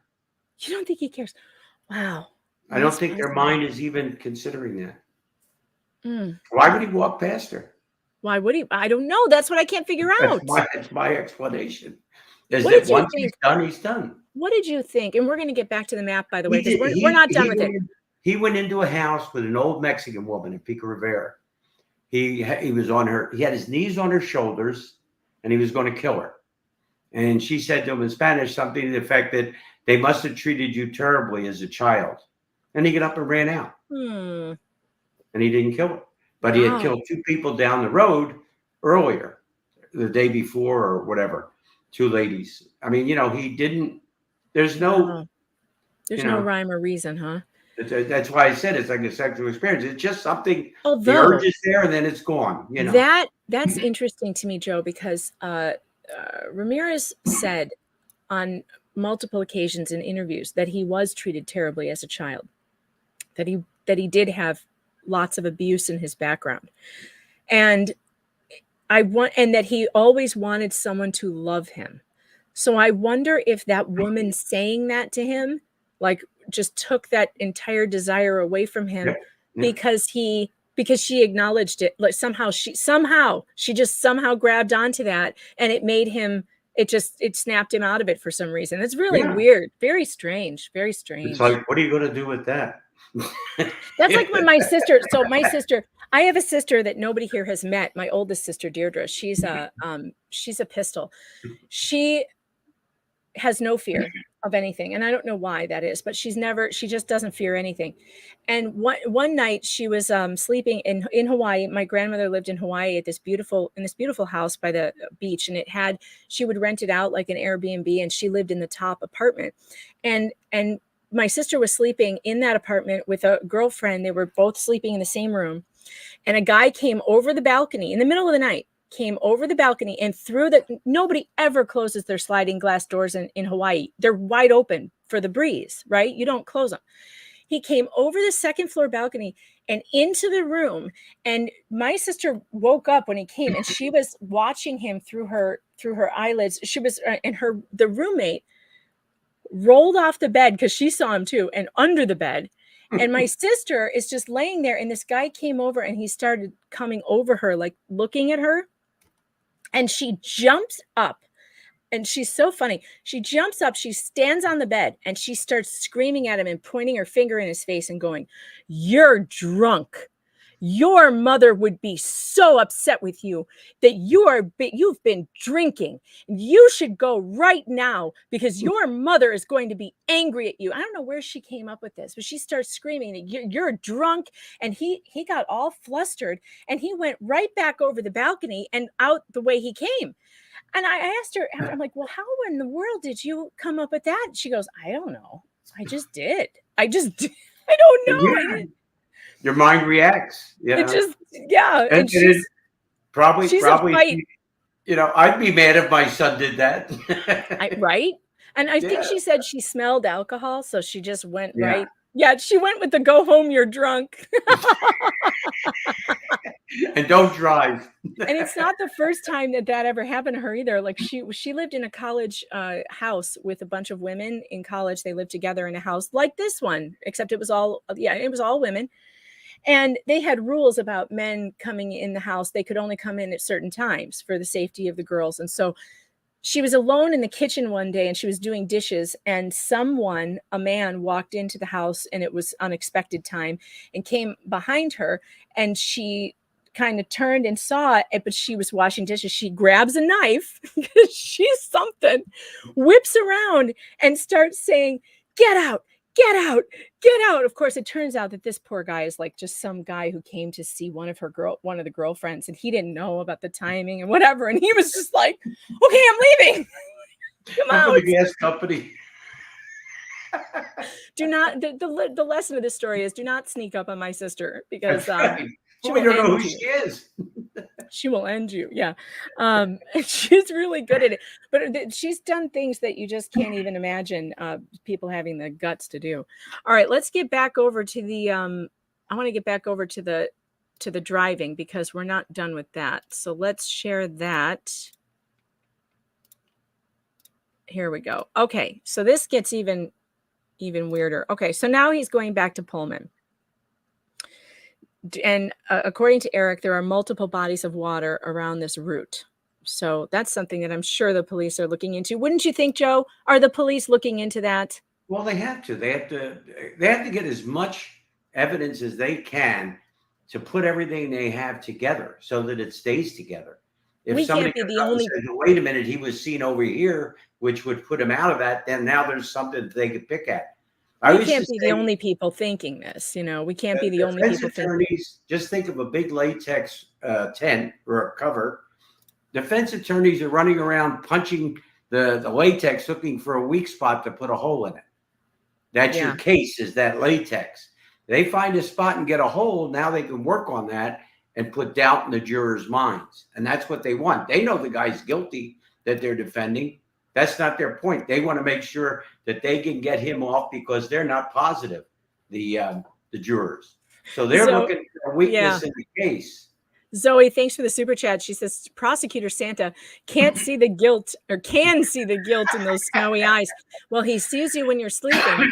And he sees him when he's awake too. So, you know, prosecutor Chris Kringle. He's you know, that's the thing. There's going to be a insanity plea on this. I think that's all they can do. I don't think They still so. don't have a motive. Joe, Idaho doesn't have the insanity plea. Oh. There's no such thing in Idaho. So he's in trouble. And also, he's not crazy enough to even get an insanity plea anywhere, because I could prove very easily as the prosecutor, this is a guy who is coping very well in life. Clearly, he has a master's. He was getting his PhD. I mean, there's no chance of him pleading insanity. If you can fool the world's apparently the country's best forensic psychologist that you are sane because you're in her class, I think you're good. Like, I think you're good to stand trial. Come on. Well, the thing is California, it'd be a big deal. Maybe. Yeah. Well, he's in Idaho, so he's going to have trouble. Yeah, he might have a problem there. But he's got to be a little mentally unstable. He can't be that good. Oh, yeah. No, I mean, if those things that he said are true, that he experiences, then 5:25 a.m., he gets picked up on a camera at 5:25. Now the white arrow's back. So he's going north past 1300 Johnson Avenue towards Washington State University. So he's on his way home. He gets picked up on 2 cameras, or maybe 3. So before he gets home, he gets on another one. So there he is. He's on Stadium Way, headed towards his apartment building. Now this is where it gets really bizarre, Joe. Really bizarre. And unfortunately, I don't think they have him on camera doing this, but at 9 a.m., he's recorded leaving again. The phone is recorded leaving the area and headed towards Moscow. And the cell phone coverage puts him by the house at the service that provides service to the house. The coverage that provides service. Somebody thinks he went back in the house after the murders before the police. God, he could have. Yeah. He could have. He could have gone back in. Chance. Of course, what if he went back in? You'd think he would have gone to go get the knife. I think he might have just been driving by to see if there was police activity yet. Well, they found the case for the knife, right? Yeah, the sheath. Yeah. And what did they find on that? Did they find blood, or did they find the sweat? Or they didn't say, but I'm thinking it might be sweat DNA because that's it was. What I'm thinking too, because blood. If he didn't cut with the hilt, I don't think he cut himself. So. No, I don't think so either. But there could be his DNA could be under their fingernails. He could have left hairs. He could have left all kinds of things. The phone cops that stopped him, that was set up. I thought that was just 2 cops stopped him for the same thing, and that didn't make sense. They set up those stops to look at his hands on the steering wheel. That's what it sounds like. Although, okay, so some of the lawyers were saying they were concerned about stopping him on pretense. But you know what I didn't even consider?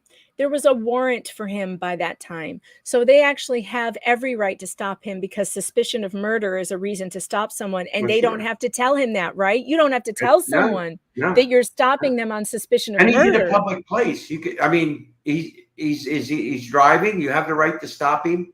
Right. And, so you just can to lie. check that he has his license and registration. And the guy he's got a warrant for murder, so they could stop him for any reason they wanted. So that's not going to that's not going to cause a problem in the case. I don't know if he had any cuts.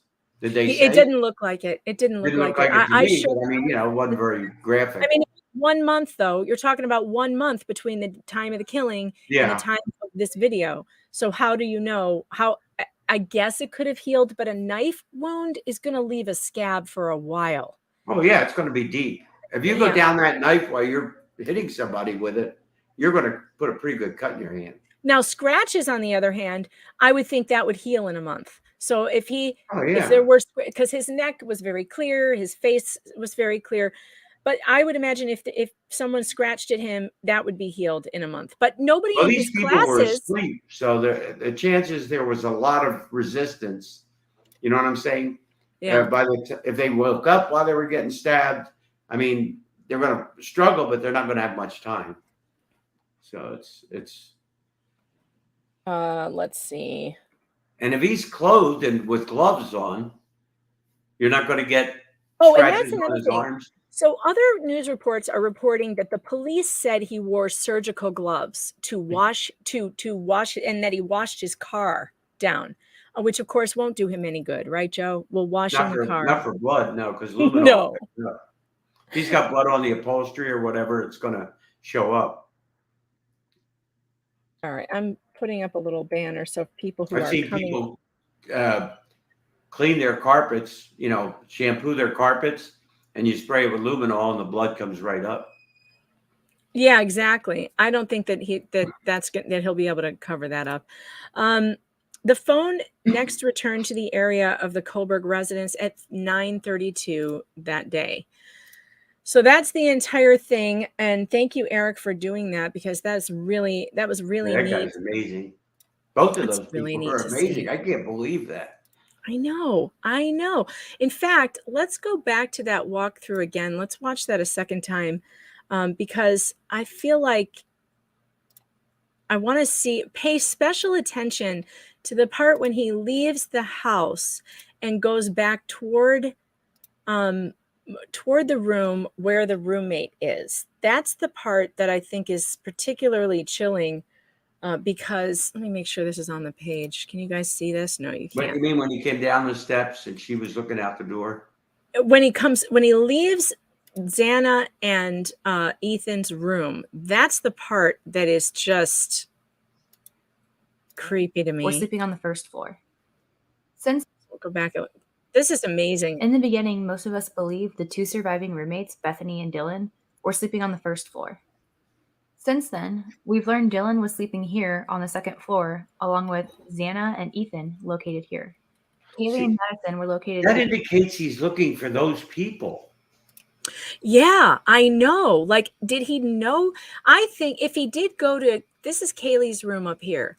If he Yeah. went to this room first, perhaps he was just looking for Kaylee. But then that doesn't make sense why he would go into Ethan and Xana's room. Unless, see, I think that this account might be a little bit wrong, because I think maybe he encountered one of them on the way down the I stairs. thought somebody was lying in the hallway or on the floor. We not in the don't bedroom. know. Remember where it said he walked in the bathroom and he saw somebody lying on the floor in the affidavit? Yeah, I don't know. I don't know how the entrance to the bathroom from the bedroom, but It maybe looked that like person when I reread in. the affidavit, it sounded to me like he looked through the bedroom door and saw someone on the floor.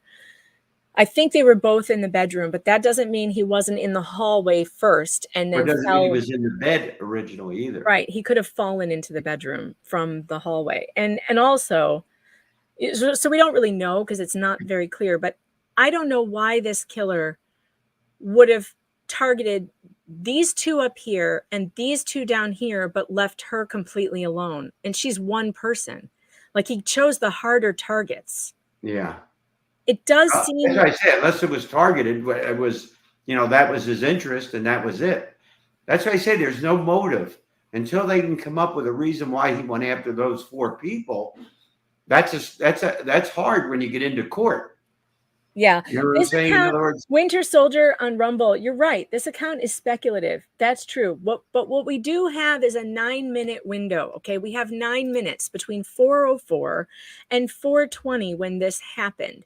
And according to Dylan's, the reason why I like this account is because according to Dylan's witness statements, it makes sense that he went upstairs first, because according to what she heard at what time she heard it, the scuffling was coming from upstairs first. Then she heard whimpering and crying downstairs on her level.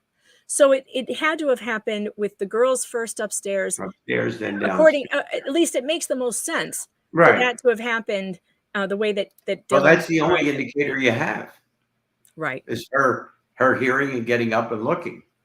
We Exactly. have him going up and down the steps. But now watch him. The dog was located on the third floor and the room by itself. So the dog was locked in Let's Kaylee's move around room. and see through the walls, into the kitchen, to And the back by slider. the way, Murphy was just a puppy, by the way, so he wouldn't have been any kind of help. Oh, yeah. And take a look at the time frame. Just a puppy.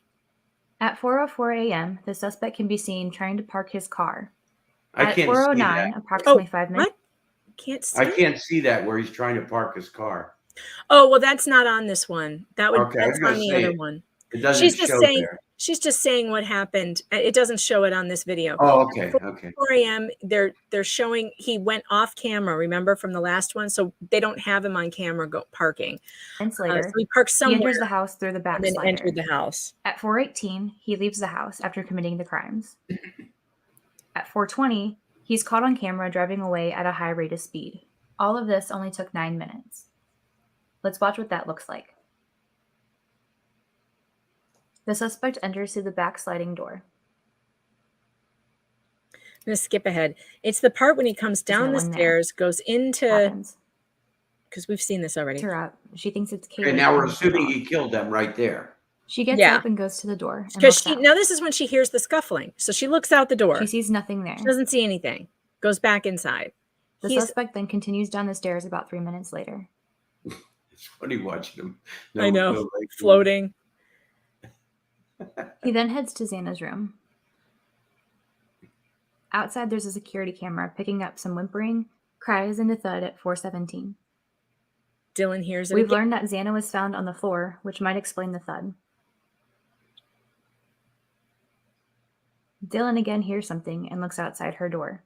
She sees the suspect. Oh, right there. He had to see her, because if she opened that door to put her head out or anything, he's walking right at it.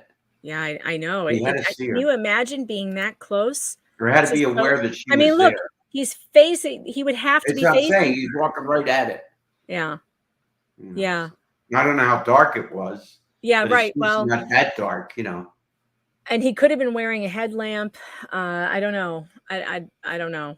I don't think so. She sees the suspect. You don't think so? You don't think he was wearing? All right. The other question. And apparently somebody said he had familiarity with that house. He had been there in parties or something. I don't know. We don't know. We don't know yet. He could have been. Is there a chance to get a break? Oh, yeah. Absolutely. I need one badly. No, go right ahead. You go ahead. And when you get back, I'll put you back up here. I'll tell you what. This is... Oh, Flux says, is there any more speculation on the Reddit account that was supposedly him?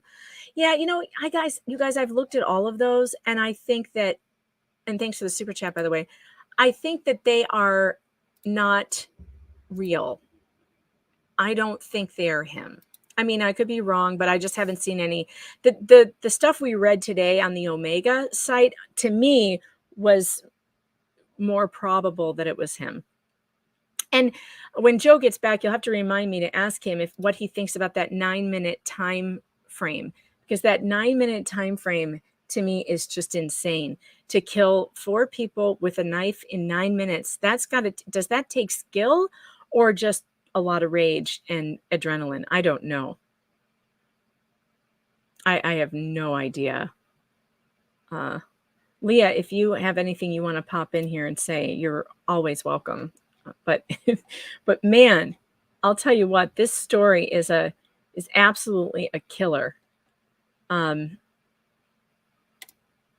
of course, prayers to the families, because, and by the way, I posted this on Locals the other day, and I went to Mass on Saturday night. I was telling Leah, I'm feeling so heavy about this. Both of us couldn't sleep last week after reading that affidavit, because it was just so, we've all been waiting for it. We've all been waiting for for this affidavit to come out, and neither one of us could sleep. And it was just awful. And I went to Mass and I was there early, and I just ended up actually praying a rosary because I was there early. And it just turned out that the rosary actually, it has the 5 decades, right? And I was able to pray for each family on each decade of the rosary, including the Kobergers, because let's not forget that the Koberger family right now is going through absolute hell as well. They are losing a son too, even though their son is still alive, because they are having to come to grips with the fact that this is happening to them.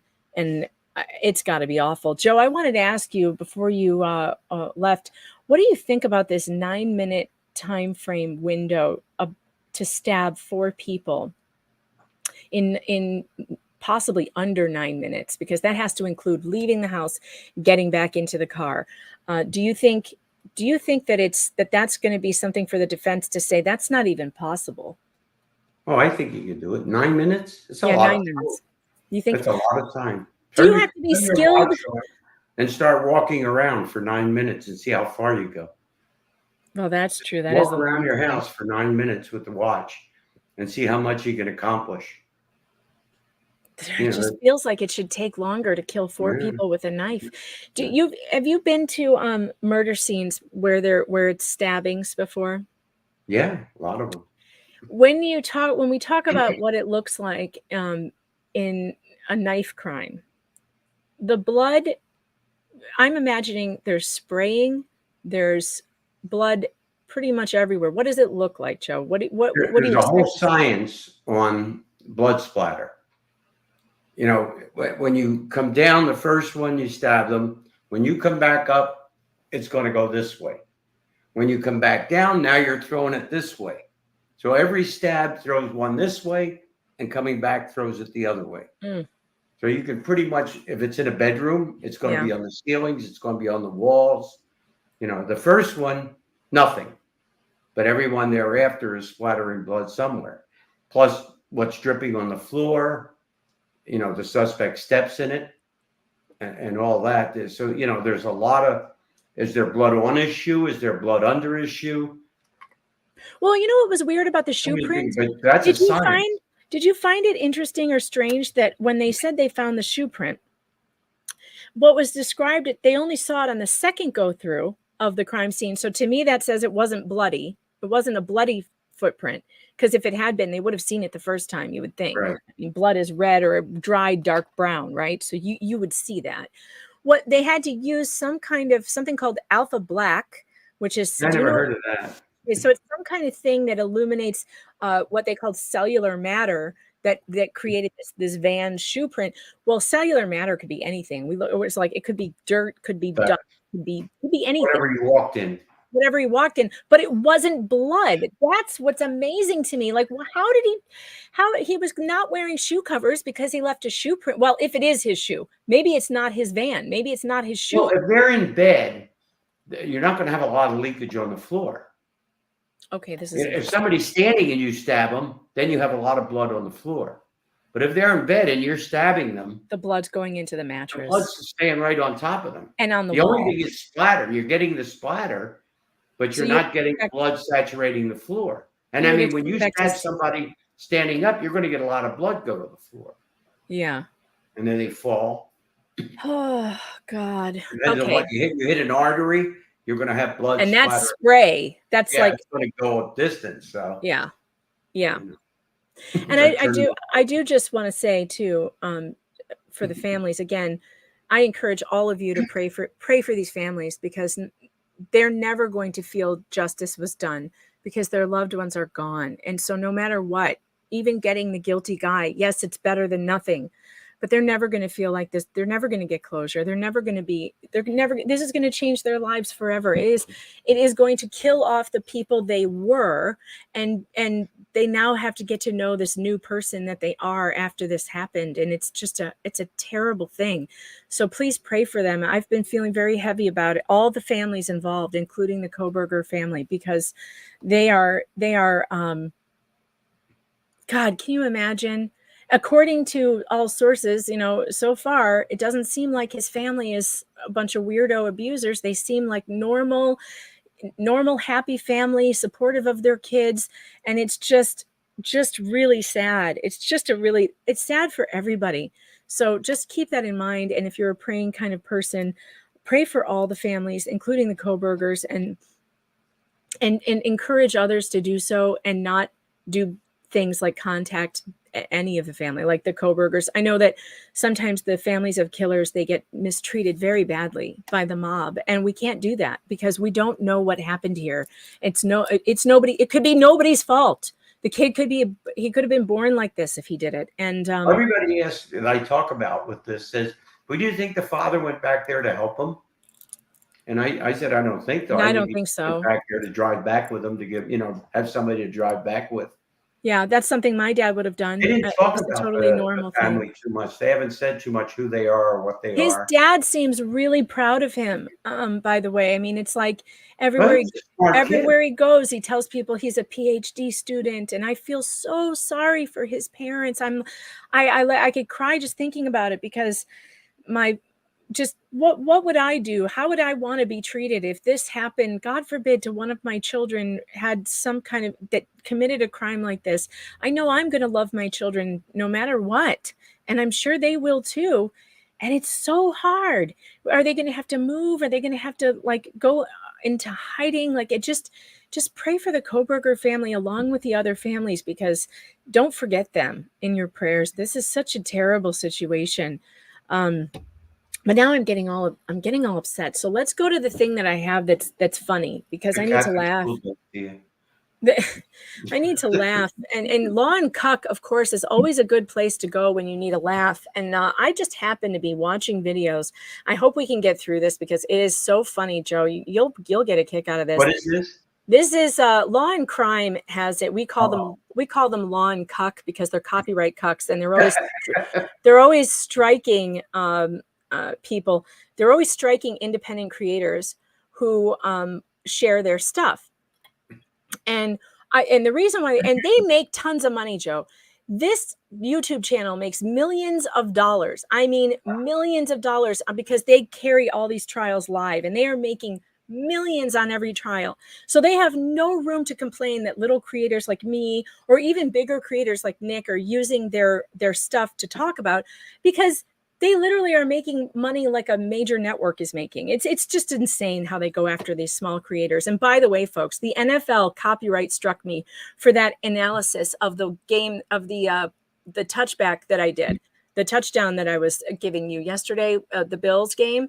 I got a copyright strike on my video yesterday from the NFL. Can you imagine the NFL that makes billions of dollars put a copyright strike on my video that got like 3,000 views? Like, F you, NFL, F you. It's fair use for me to take a small clip of one play in the entire game and say, hey, let's look at this and listen to the announcers because they're funny. And this was a cool play. And is it real or is it not? Oh, and by the way, you guys, I was not paying attention to the YouTube chat yesterday, and everybody wanted a poll about whether that play was real or fake. So I'm going to give you one right now. Was the Bills opening touchdown real? It was a good run back. Did you watch it? Were you watching? Yeah, I saw it. It was a good run back. All right, real. All right, I'm going to ask the and I can't play it again because I'll get another copyright strike. Yeah, but if you guys, this time. But those of you who were here yesterday, you'll know what I'm talking about. So was it real or was it scripted? You guys can answer that question. I'm sorry I wasn't paying attention yesterday to it. All right. Anyway, I am fighting it. It is fair use, I believe. All right. We're not going to get through this totally, but let's just watch this hilarious clip, because this is why Law and Crime, this is why they don't have the kind of ratings that other YouTubers have, because they do scripted, stupid skits like this. Like, this is literally like a skit. Police say they have their men. Let's just skip forward. They're going to do this little segment. Let me set this up. They're going to do a little segment here with a prosecutor and a defense attorney arguing this case against and for Bryan Kohberger, right? They want to know, can you argue this case? What is your argument? This is so scripted. It is hilarious. Watch this. All right, I'll start with the first one. The pinging of the phone associated with Kohberger is strong evidence, but it isn't without holes that the defense can argue. Using cell towers to track a suspect is a common practice amongst police officers and can be very helpful, but when you start digging a little deeper, doubt may grow. Whether it's reasonable is up for the jury to decide. Cell phone towers can have a radius of up to 25 miles. Many, especially in urban areas, can pinpoint a person's phone to a closer than a mile because there are so many towers in a given area. He's trying to read the cue card really fast. That's the other thing. No, it's hard to understand. Because he's reading it. And wait till you see the next one. The woman who comes on to do the prosecution is absolutely hilarious, because she even gets the words screwed up. And it's so funny that they are reading this off of cue cards. You guys, none of us none of the YouTube creators you watch use a script. None of us. We just talk. We're just talking here. He's trying to say that the towers are not accurate. Yeah, that's he's going to say that's the basis of that, right? That's the basis of this argument. Sure. Kohberger's phone pinged off the towers that's in the area of the murders. That could be only maybe 5 to 10 miles radius, or maybe less. And when the school is 7 to 8 miles away, That doesn't tell us much. In terms of the path of the vehicle, that's more art than science. As the officer himself says, he knows the path and he deduced which way it would go, but what if there are other roads? We know that people from the WSU also go to Moscow to party, so going there 12 times could have an innocent explanation. No way. Brian, I actually think the cell phone data coupled with the video footage of the white Elantra is plenty to convince a jury that Kohlberger is the killer. We know that Kohlberger's phone was at his residence at 2:42 on December 13th, and then it traveled south. 5 minutes later, the phone stopped sending signals, meaning that it was either turned off or placed on airplane mode. The phone is then turned back on at 4:48 a.m. In addition to the cell phone evidence, the authorities have corroborating video of Kohlberger's white Elantra at the scene of the crime beginning at 3:39 a.m. on the 13th. I'm so bored by these people. The car was ultimately seen And they're out of leaving the sync. student residence at about 4:20 at a high speed of rate. A high speed of rate. Seen at 4:20 at a high speed of rate. I mean, like, wait, it keeps going though. Now they have a response. I just found this so hilarious. All of this might be circumstantial evidence, but it is enough evidence for the jury to conclude that Kohlberger was at the scene of the crime when the murders took place. And the evidence also supports the argument that Kohlberger intentionally turned his phone off. And as far as I'm concerned, he's trying to avoid detection, and it's a clear consciousness of his guilt. All right. There's something right there. She said this is just circumstantial evidence. 99% of the cases that are filed and won are won on circumstantial evidence. Fingerprints, all that stuff comes together and makes a case. You get witnesses, but 99% DNA and all that stuff is circumstantial evidence. True. You know, I mean, Steve Gosney was talking about that too. He said the circumstantial evidence is enough. If it's enough, you'll get a conviction on that every time. If it's no big deal to only have circumstantial evidence. People are convicted on that all the time. That doesn't mean it's bad evidence. It just means it's different than physical. But this response that comes, I mean, do you guys see how scripted though and stiff these people are? And this is the channel making all the money. It kills me. That's the problem I see in this case. The fact that we have an eyewitness, Dylan, of the suspect is huge, and the description could definitely be Kohlberger. I think it's fair to say that everyone immediately went to his eyebrows when we heard the report, so let's go there.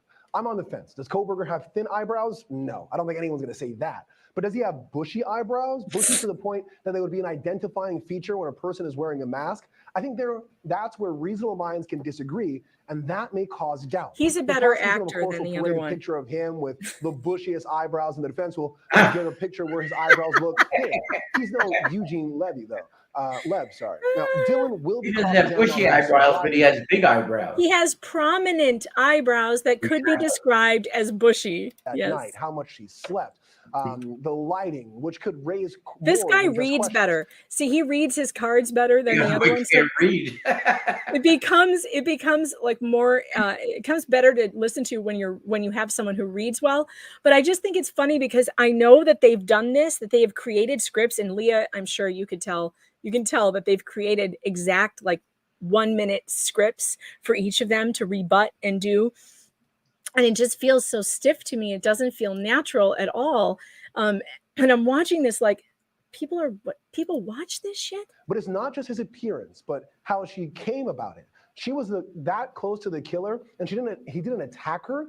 She was frozen, so scared, but never checked on her friends or called the police for another 8 hours. That may raise a few eyebrows. You know what? Eyebrows. He used the word eyebrows. So they went back. That may raise a few bushy eyebrows. He should have said bushy. He should have said the same thing. And I said, this night stalker walked right past the victim and didn't kill her. And that was 2 feet apart. Yeah. So, I mean, it's what he's saying is relatively true, but it doesn't really stick when you're talking about a particular incident. It's not a bad argument. I just got a laugh out of how scripted it is. The way they're talking, not foolproof, but it was clear. He's the guy in the middle. He's just the host. He doesn't say anything. So he's doing like a little debate between these two. We know that the homicide occurred between 4 a.m. and 4:25 a.m. Now remember, DM heard the dog barking. She heard Kaylee say that someone is here. She heard crying sounds, and she heard a male's voice say, "It's okay, I'm going to help you." Plus, she saw a person matching Kohlberger's general description pass right by her. And like you said, she basically stood in frozen shock. That would give her plenty of time to check him out and know his appearance. So she described his appearance, his approximate height, his weight, his facial hair, and of course, that description could match multiple people, but only one person matching that description drove a white Elantra that was there at the time of the murders. And based on all that, I have very little doubt that he is the suspect. Well, I don't know what to believe, but then that ping pong match between you both. But I think we definitely got a good sense of what everything was in that affidavit. Police say they have their man in the murder. Well, I don't know what to believe between that ping pong match between you both. That just made me laugh, and I thought I would share it with you. That is funny. They are a bunch of dweebs, yes. And we've got a Rumble rant over on Rumble. Thank you, Frank Deep says, why is the father of Kaylee wearing the hat that says Hex with a very specific logo? Is he trying to make money off his daughter's death? I don't think so. It's probably just a hat that he likes. I don't know what Hex means, though. Does that mean something I'm supposed to be aware of? I'm not sure. But you know what it's time for now. Oh, my gosh. You know what it's time for now. Oh, yeah. It's time to sweat. Ricada says so. Nick says, get off your ass and do your squats. I'm doing mine. And then there's going to be don't worry, I'm not going to be dead or anything. I'm going to, I'll get up and then I'm going to go get some coffee. And Joe, this is a good time. If you want to take a break, you've got about 5 minutes to do that. And any of you out there who need to get coffee or whatever, but do your squats first. Don't be lazy. You impose fatness on you. You did it by going, oh, I want the butter on the popcorn. Oh, I want the butter on the ice cream. Oh, I want the butter on the sandwich. Oh, I want the butter on the salad. Stop eating butter. Can you just get up, walk 1 mile? To squat! Walk farther. And if you can't walk, crawl, roll, get dragged by a goddamn forklift. Whatever is wrong with you, just move. Ever. Get off the chair, get off the couch. No one is coming to service you while you sink into that furniture, while you become one with the pleather your poor ass got on that Walmart couch. Can you try not floating into sadness?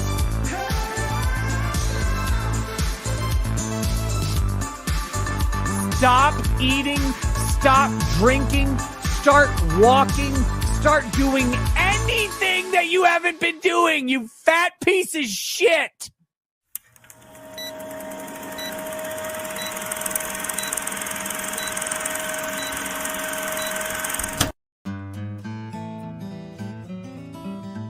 This is so nuts. You're going to love it so much. I mean, this story is crazy. I can't believe I never heard of it until this. It's been going on since the 90s. It's like a whirlwind going on. And I'm thinking, oh, what in the hell have they got me into? In a McDonald's office with a naked woman? Stop. Your manager. Oh my God. You guys, I want to believe I've never been this naive. Like, I want to believe that. McDonald's office with a naked woman? I'm thinking, what part of being the right thing to do did you think this was? I started. Empower your daughters to say no. Don't miss another movie night with Meg. Sign up now on meganfox.locals.com. Hey guys, so one of the things that I love most about doing this show is meeting so many of you who do some really cool things. And the other day, Eric Herman contacted me. He's a friend of the show, and he asked me if he could make me an interactive map of the Idaho Killers movements. And I mean, that's the kind of thing that my viewers do. They just offer to do these really cool things. And, you know, he did. He made that great interactive map we've been looking at and using. And it's just so awesome. And then I found out more about Eric, and it turns out that he's got a really cool business that you need to see. So Eric makes handmade crafts at hermanhandcrafts.com, and that's Herman with 2 R's and 2 N's. He makes these amazing hand-turned pens and knitted frogs, and there's candles and stickers. He even does custom knitted hats, custom t-shirts and stickers, which are made to order. And so I just wanted to encourage you to check out his website, hermanhandcrafts.com. And if you use promo code Fox, you're going to get 10% off your entire order in the month of January. And not only does he have this cool business, but he also has a YouTube page called Eric Non-Idol. He's my kind of guy. He's constantly using his hands. He's doing leather working. He's showing you how to make things with your hands. He's showing you electronics and how to do things with electronics. I mean, this is a guy who is not going to he's not going to be one of the ones that dies off first. I'll tell you that much. You got to learn your skills from people who know. He makes videos about his pets too. So go over and subscribe at Eric Non-Idol, and make sure to visit hermanhandcrafts.com and use promo code FOX for 10% off an entire order in the month of January. Thanks again, Eric, for being such a great friend to the program.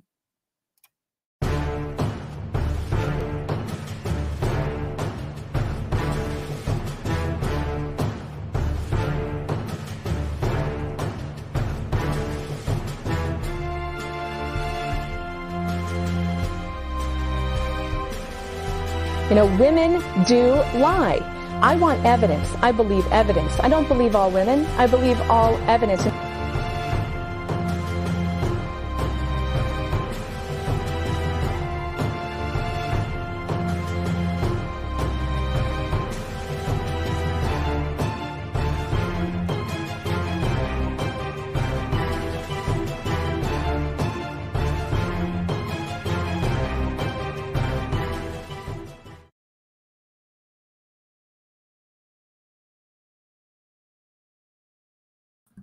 All right, welcome back to the program. Joe's still there. There you are. How are you?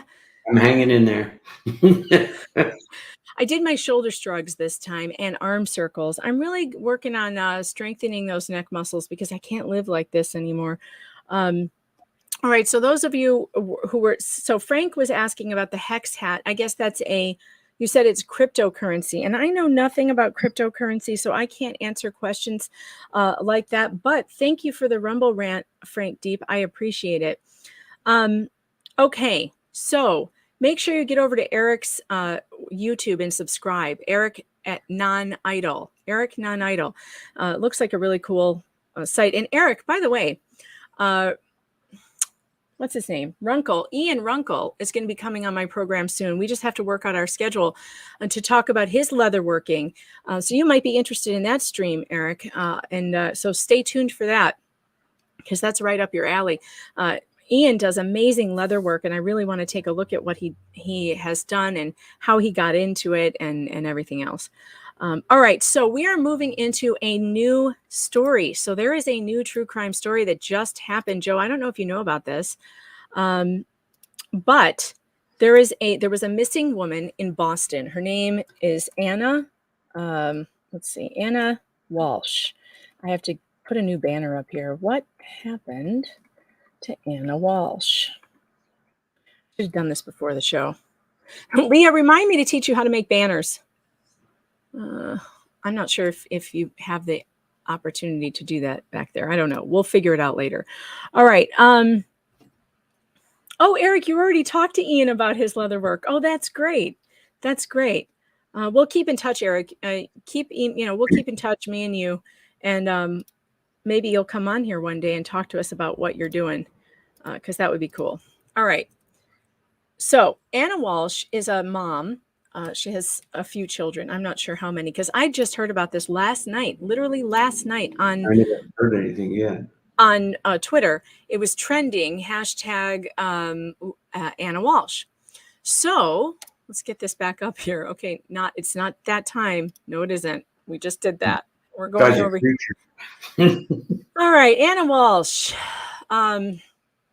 So Ana Walshe was missing, and they were looking for evidence in a trash dump somewhere. That was what I was seeing last night. But I had to start from the beginning. So this is how I find out, like, what is the deal with this? What has happened with this case? So CNN, surprisingly enough, has a pretty good article. I did see this. Okay, so CNN has a pretty good article about this. Bloody knife found in basement of missing Massachusetts mother's home, prosecutors say. And for some reason, her husband, who has been arrested for this now, he has this George Conway vibe. I don't know if you guys know who Kellyanne Conway is, but her husband, George Conway, who's a real pain in the ass. This guy just reminds me of him. It's not that he looks like him necessarily. He just has that smarmy George Conway vibe, and I don't like him. I'm just saying, I don't like him. All right. So getting back to this article. Investigators looking into the disappearance of a Massachusetts woman found a bloody knife in the basement of the home she shares with her husband and accused him of misleading police, a prosecutor with the Norfolk District Attorney's Office said in court Monday. There are some similarities here to Casey Anthony, by the way, when you hear about how he was arrested and why. Apparently, it was all the lying that he did, which was that's exactly how Casey Anthony got arrested. Brian Walsh, 47, was arraigned in Quincy District Court on Monday on a charge of misleading investigators who are searching for Ana Walshe, a 39-year-old mother of 3. Her workplace reported her missing on January 4th after she did not show up to her job, authorities said. Police have spent days searching for her in the area around their home in Cohasset, a town about 20 miles southeast of Boston.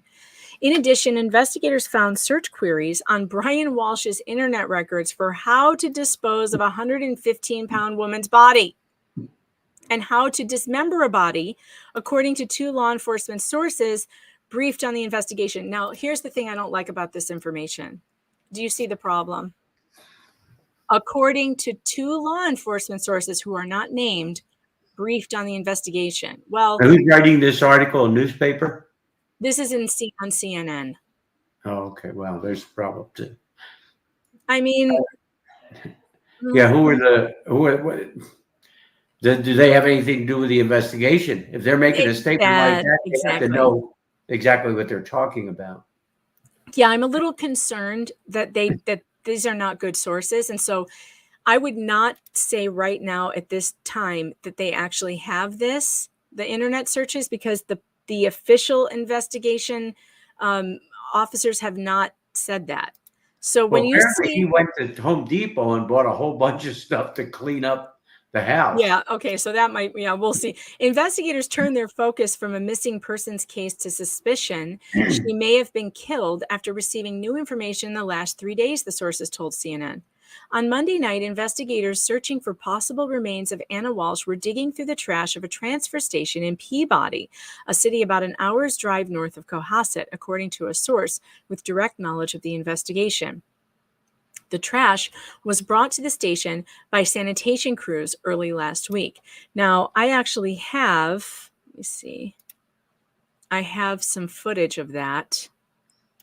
So this is the footage of the search. They have the dogs there,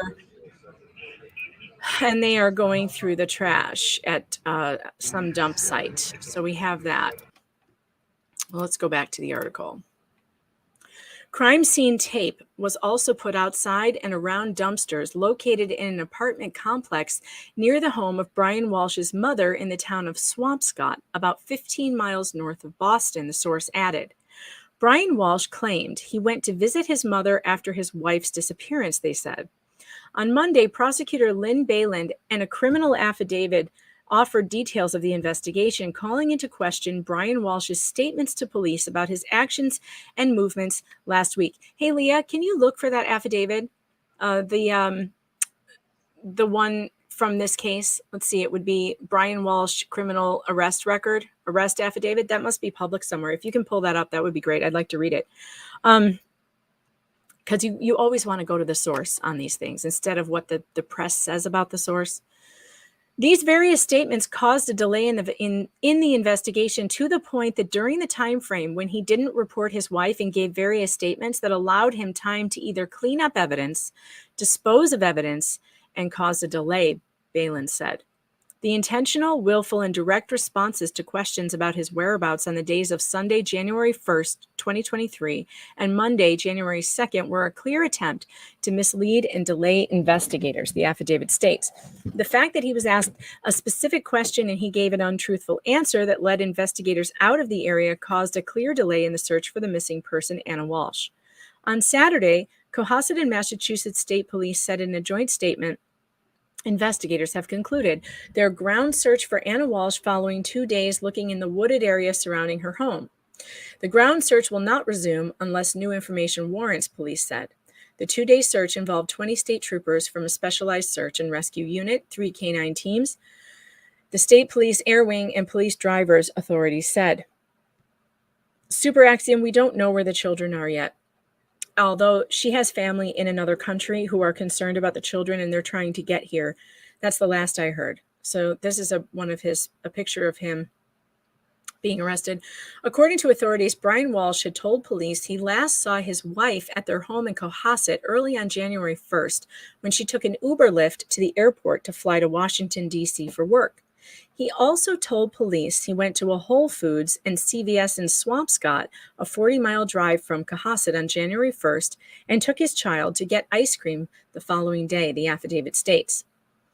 However, a police investigation found there was not an Uber or Lyft ride on New Year's Day, and Ana Walshe did not arrive for her flight in D.C., Balin said. Her cell phone also pinged at her home overnight on January 1st into the 2nd, Balin said.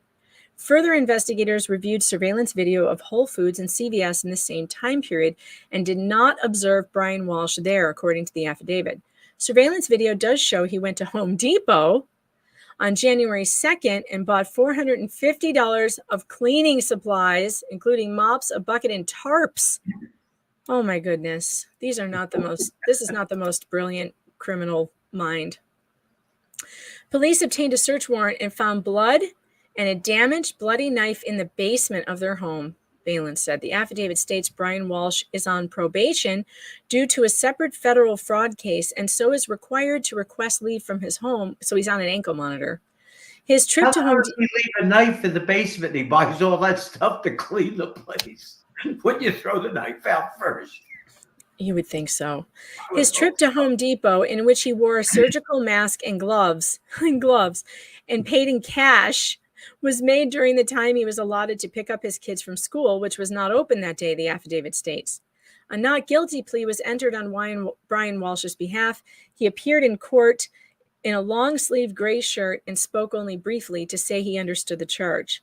Defense attorney Tracy Minor said Ana Walsh's employer reported her missing because Brian Walsh had first called them to ask about her whereabouts. The attorney also noted he has given multiple interviews with police and consented to search his properties. He has been incredibly cooperative, she said. The judge set bail at $500,000 cash and set the next hearing for February 9th. The real estate company Tishman Speyer confirmed Ana Walsh is an employee, and they are assisting. All right, and it's friends and family saying how devastated they are. He was on house arrest because he was charged in a U.S. district court in Massachusetts with wire fraud after the FBI said he sold 2 fake Warhol paintings on eBay, according to a criminal complaint. So he's an art thief or an art fraudster. The FBI investigators allege Brian or Ana used her eBay account to sell the paintings in November of 2016, less than a year after they were married. The complaint does not charge Ana with wrongdoing, but states that she spoke to the person who purchased the fakes after the buyer learned the paintings were not authentic and located her work number. The document also alleges that Brian Walsh took real artwork from a friend to sell, but never did. He did not compensate the friend for the art, prosecutors allege. The document also alleges Brian Walsh He was indicated in October 2018 by a federal grand jury on 4 charges in the case, including wire fraud, interstate transportation for a scheme to defraud, possession of converted goods, and unlawful monetary transaction. Last year, he pleaded guilty to 3 of the 4 counts in exchange for a recommended sentence from prosecutors of incarceration, supervised release, fines, restitution, and forfeiture, documents show. He also agreed to either return the artworks or pay for them. According to the online docket, the case remains open as the judge has not formally sentenced him. And the other sad thing is, and it's not in this article, but she testified on his behalf at that trial. And she was one of the reasons why the judge went easy on him, because she said he had a difficult childhood and he was he's a liar. That's his real crime, is that he's a liar. Which is just sad now that she was the one, Well, they say there's honor among thieves. Oh, you think maybe she was involved with it? It sounds like she's, if not involved directly, she's helping him. Leah, thank you. This could have been an argument about their lifestyle. She found Leah, thank you for the criminal complaint. She found it. He's on $500,000 cash bail. Let's see what they have. Oh, I hope it's not all handwritten. That would be terrible. Okay, let's see. Okay, this is to establish probable cause. Yep. Let's move down. Relate statements, actions, blah, blah, personal knowledge. Here it is. On January 4, the Cohasset Police Department responded to a call of service related to a well-being check at the address. Patrol units suspect Mrs. Walsh to be a missing person, and I was subsequently requested to the scene to assist in the investigation as a member of the Cohasset Police Department's Criminal Investigation Division. On January 4th, at approximately 1835, I arrived at the address to investigate a missing person. We interviewed Walsh multiple times in relation to the disappearance of his wife. Walsh was asked specifically to provide a timeline for the days of January 1st, 2023 and January 2, 2023, and did so on multiple occasions. Walsh related that he had New Year's Eve dinner with a friend, which he and Anna hosted at their home. Jem arrived around 8:30 p.m. and left around 1 or 1:30 a.m. Walsh related that he and Anna went to bed shortly after Jem left. Walsh further related Anna told him she had a work emergency and needed to fly back to D.C. in the morning. Walsh related Anna got ready, kissed him goodbye, and told him to go back to sleep. Anna will usually take an Uber, Lyft, or taxi to the airport. She left between 6 and 7 a.m. Walsh and Anna have 3 children. Walsh related he got up around 7 a.m., made breakfast for the boys. In the afternoon, a babysitter arrived at the house, and Walsh left to run errands about 3. Walsh went to Shaw's to get OJ and milk and then came back. He left again at about 4 p.m. to see his mother, who lives in Swampscott. At the time, Walsh did not have a cell phone, so he did not use a GPS. Oh, he didn't have a cell phone. That's convenient. Walsh related he drove to his mother's house via the route leading by Derby Street in Hingham, Route 3 North, Route 93 through Boston instead of taking Route 1A. He got lost and took Route 1. He got lost on the way to his mother's house. That seems unlikely. I don't know. What do you think, Joe? Does that seem unlikely? He grew up there, apparently. I think he would know where the hell he was. He got lost. That's the best he could come up with. I got lost on the way to my mother's house. Well, he said if he left the knife there, this guy's not a mental giant to begin with. Yeah, true. Walsh related the commute should have taken 60 to 70 minutes, but it ended up taking about 90 minutes, with about 15 minutes of arriving in his mother's condo. He left to run errands for his mother at Whole Foods and CVS.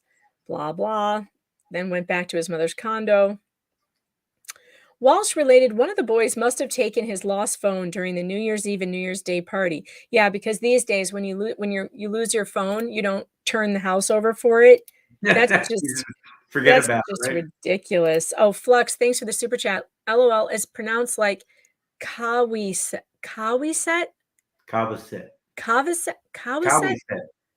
What am I saying? What did I say? Well, you got to get that ka in there, like in a ka, pocket ka. Kawiset.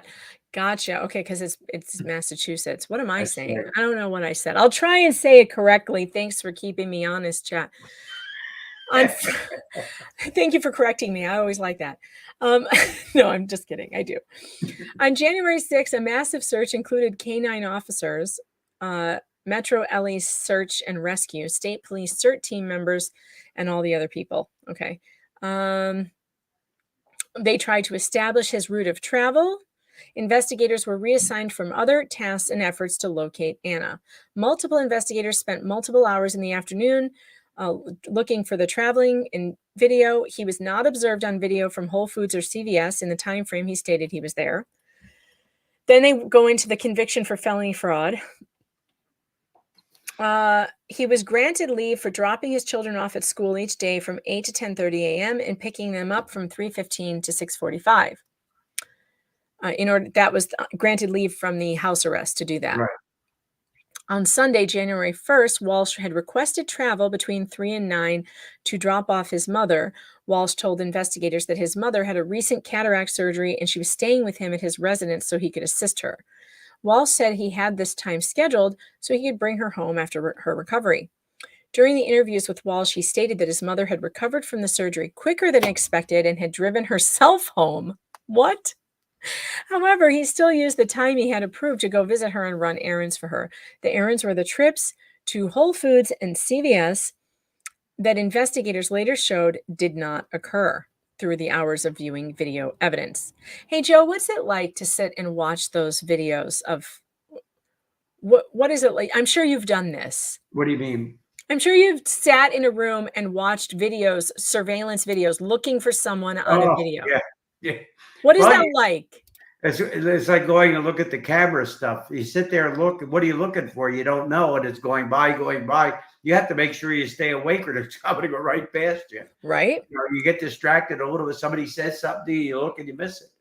Do you usually only have one person doing that, or are there like teams of people doing it? If it's a ton of footage. Remember now, surveillance videos.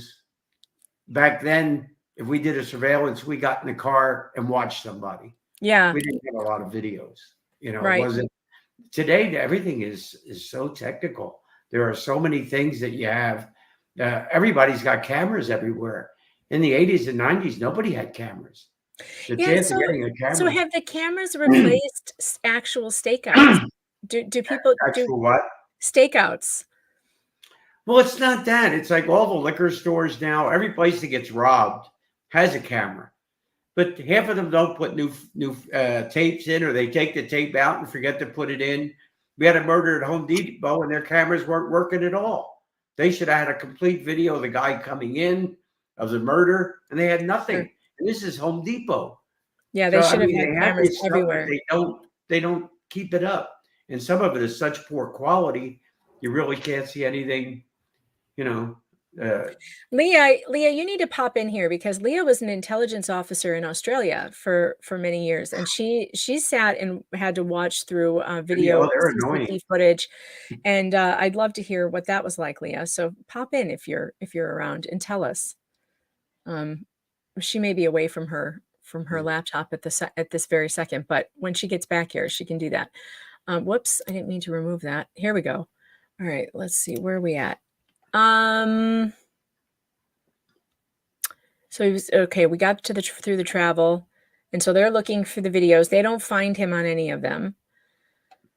Walsh's statements to investigators about his whereabouts on Monday the 2nd were consistent in that he took his oldest child for ice cream or a smoothie at Pressed Juice Bar in Norwell.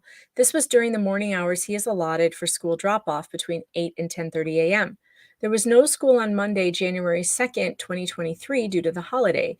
Investigators later discovered video evidence of Walsh at the Home Depot in Rockland. I wonder how they did that, because he didn't say he went there. So how in the world did they find that footage? That he went. How did they know he went to Home Depot? Yeah, I know. Indicated he was going to go there. They didn't discover. Maybe somebody gave him or called them regarding the Home Depot video. Somebody at Home Depot might have seen it, and related it to what was going on. Maybe. Leah, what was it like watching hours and hours of footage looking for suspects? tiresome. I haven't checked my mic. Is this going to feed back? No, sounds good. Sounds fine. Yep. Look, it's tiresome, but you've got to be alert. You need to be, observing everything that you're looking at. Have the ability to be able to spot something that it might be the most insignificant thing at the time, but it's highly relevant as you build towards your case or whatever it is that you. It's consuming hours of work, and I think Joe would probably know what I'm talking about. And in this day and age, particularly when there's so much more of it, you can sit there for quite a long period of time, and you're reversing cams. You're going back through things very slowly. You are zooming in. You are, it could be trying to get a license plate. It could be. There's a countless amount of things that you're looking for in any particular case or And circumstance. see, here I thought you would be actually speeding up looking for what you're looking for, but you're saying you're slowing down. So it even takes even longer. I hate watching slow motion video. I would go crazy doing that. Yeah, there is a lot more to it. Like Joe would probably know. I actually found it very enjoyable, so there must be something completely wrong with me. Do you have any guesses, Leah, how they discovered You were best in the stationary position, right? What was that? Sorry? I said you worked best when you were stationary. Hey, look, I spent as short a period of time on the beat as possible because the spitting and the biting and all that sort of stuff, it just wasn't for me. I'm like, hey, the spitting and the biting? I got to get off Grub Street and get the hell out of here. Yeah, put me in a room with some cameras to watch. Yeah, but so I did intelligence, and that also includes all your triangulation, phone taps, all sorts of stuff. So you've got a lot going on in building a web when you are working in the intel section. So, and also crisis response communications officer. So whenever there was a major crisis, I would come in out of an intel and set up the crisis response team and have them all, communicating effectively so that it was, because quite often you will have to set up an actual response crew, and you've got them operating behind the scenes as well. And then you're running your intelligence on everything that you can possibly get for the crime within, a certain period of time. It's a very fast thing to do. Well, I feel really stupid now because Susie has pointed out the guy was wearing an ankle monitor. That's how they got him at Home Depot. Duh. Oh, that's right. He was under house arrest. He was under house arrest. So of course, Yeah. so this is a guy who's wearing an ankle monitor and he lies to police about where he was. He's not thinking that they're going to track the ankle monitor. Like they're just going to take his word for it. So did anybody ever really take into consideration that criminals aren't very intelligent? We've been over that. Is that true in both of your experiences? Do you find that criminals are generally not intelligent? People in jail because they're stupid. Dumb as dog shit. Oh, well, we should be very grateful for that. We should be very grateful that criminals are not very smart, right? Because then they don't get away with much. For us. Think about Koberger, for an example. We were talking about somebody here he's not a dumb individual, really, but in the same token, he's a complete moron. I mean, this guy sees that he's been caught on cam. The video footage is released, some of the vehicle, At this point, your ass must pucker up and say to yourself, oh shit, right? Right, the second time you're why pulled are we over still at this point hanging on to the car? I mean, look at what was it, Dershowitz, who was the dream team for O.J. Simpson? Yes, Yeah. Alan Dershowitz. No, not the Dershowitz was with the guy with the diabetes thing. It was John. Was it Carson? Carson? It was in L.A. It was. Damn it! On OJ was Cochran, Johnny Cochran. Yeah, and also there were several lawyers. I think one of them was named Cohen, one was named Cochran, one was the Kardashian guy. Right. They had a huge team. They called them the Dream Team. Yeah. They were a nightmare. And Dershowitz talks back, and I heard something recently about what he was saying about the vehicle itself and stuff like that. He was referring back and the fact that Kohberger does have this. He was going for his PhD and in criminology. And do you remember the Leopold and what's its face case from way back in, like, I don't know, 1800s or something? It's quite famous. They were actually criminology students too, or something to that effect. Or Really? PhDs. Yeah, I think so.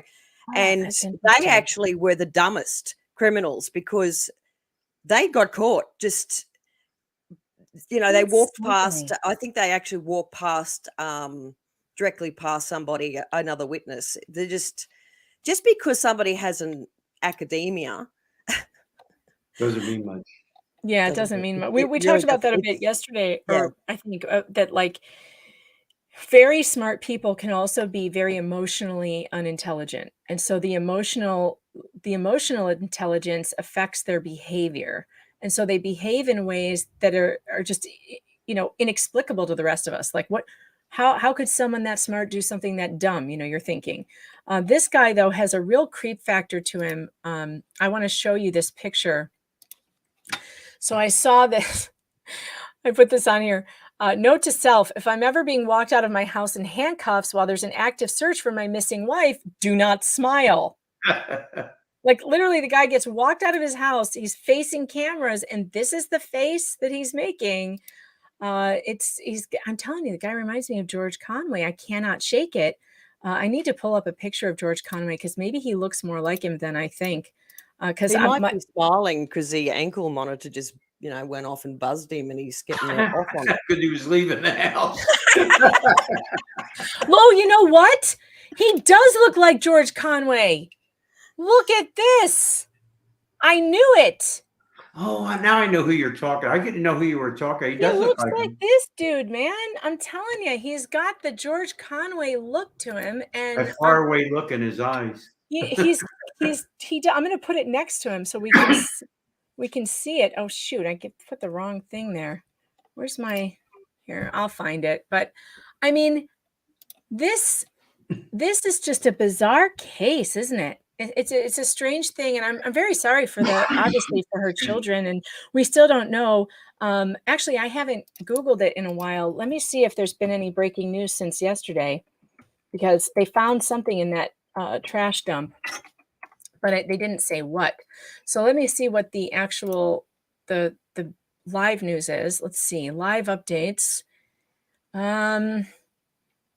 2 hours ago, CNN is still reporting those internet searches, and it looks like there doesn't seem to be a body yet. Although I thought I heard they had found one. That's why I've been kind of looking for that past 24 hours. Let's try that.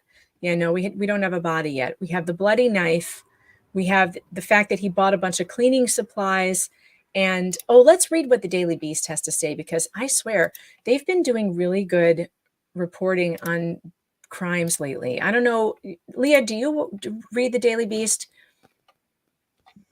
No, I don't read the Daily Beast. No. I know, because usually they're full of garbage, but when it comes to some of this investigative stuff, they do a pretty good job, like finding things that other people don't find. So they are reporting that, let me pull this up so we can see it. They are reporting that authorities found evidence relating to the mysterious disappearance of Ana Walshe while searching through trash at a garbage facility. According to the source told WBZ-TV, investigators found trash bags with blood, a rug, oh my Lord, a hatchet and hacksaw, and used cleaning supplies. Well, there's your cleaning supplies. Home Depot. Right? While combing waste at a transfer station in Peabody. Wow, now that's some tough work, combing through a transfer station. Any of you ever done that? You've been to a transfer, digging through garbage?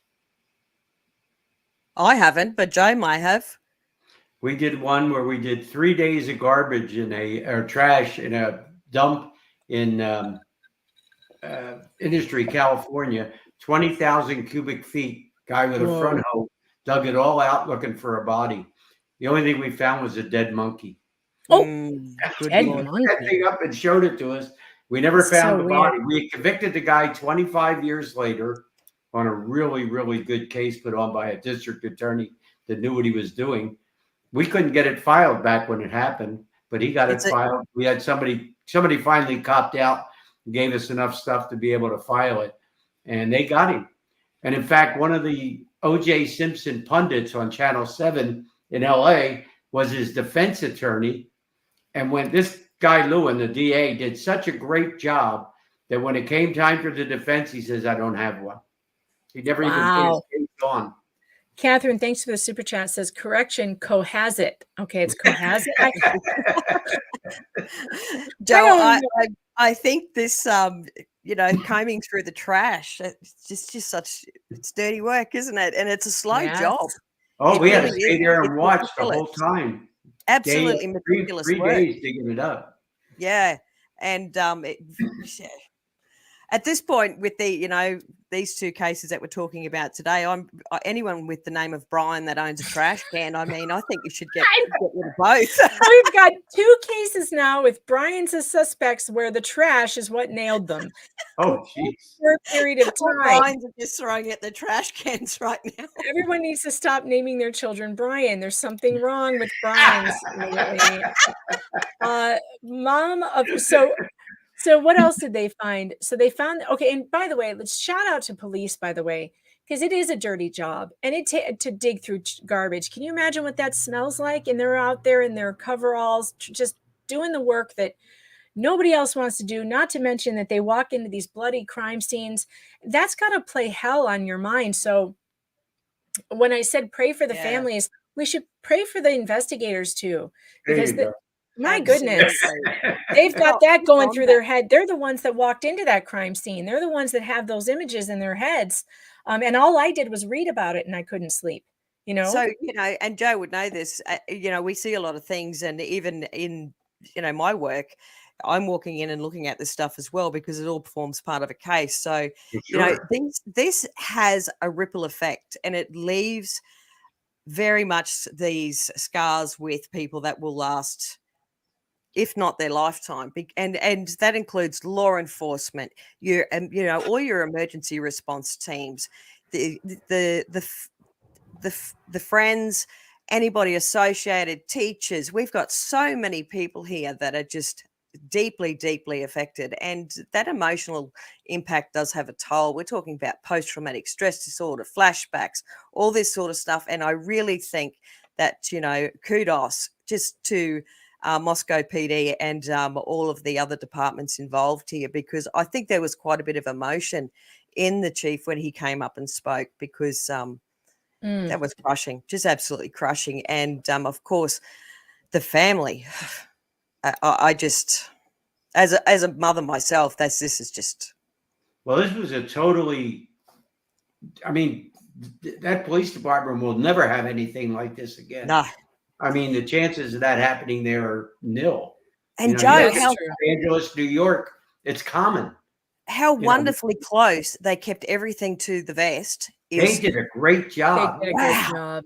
Wow. And it was exciting. They let the speculation roll, but they handled that very well with the website. They let everybody pick on them, and they didn't say a word. They didn't whine. They just did their job, and when it was done, they got him.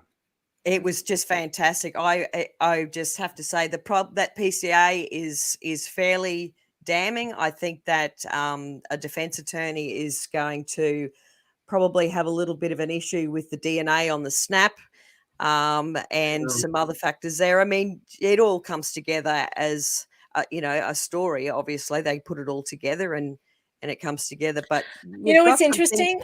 I think this is going to end up, this case will end up being studied in criminology school as much as the BTK killings. I really do. And I think the reason why is it will be studied as a law enforcement win. It will be studied as how you do it the right way, the same way that the OJ murders are treated as how you do it all wrong. They teach that to show law enforcement, this is what you must not do. You must not ever mishandle your evidence, or this can happen. You must not ever move evidence from one place to another, or this will happen. I think in this case, I think what we're going to see is, and I hope what we're going to see is that this will go on to be studied for years to come in as the best type of police work. I'm so thrilled, and I'm so glad that my first instinct was to say, trust these guys. Stop panicking. Stop panicking and trust that these guys, they care so deeply. They have not slept. They have not been with their families. They have been doing nothing but eat, sleep, breathing this case. And they are not going to compromise that investigation by leaking anything. And I'm so proud of them for that. Like Can I say something? literally. Can I say something? O.J. Simpson trial, LAPD did a pretty good job. I think Mark Furman exemplified the perfect investigation. He followed every lead. He saw what he saw, and he got what he got. It was all political. The DA was very political. He made a few mistakes. He didn't keep it in the area where the murder happened. He brought it downtown and put it in a political spectacle. And the people that handled it, he had district attorneys that would have ate up Johnny Cochran. Yep. But he wouldn't put him on because they ran against him as a DA when he was running. There's at least 2 or 3 DAs that ran against him.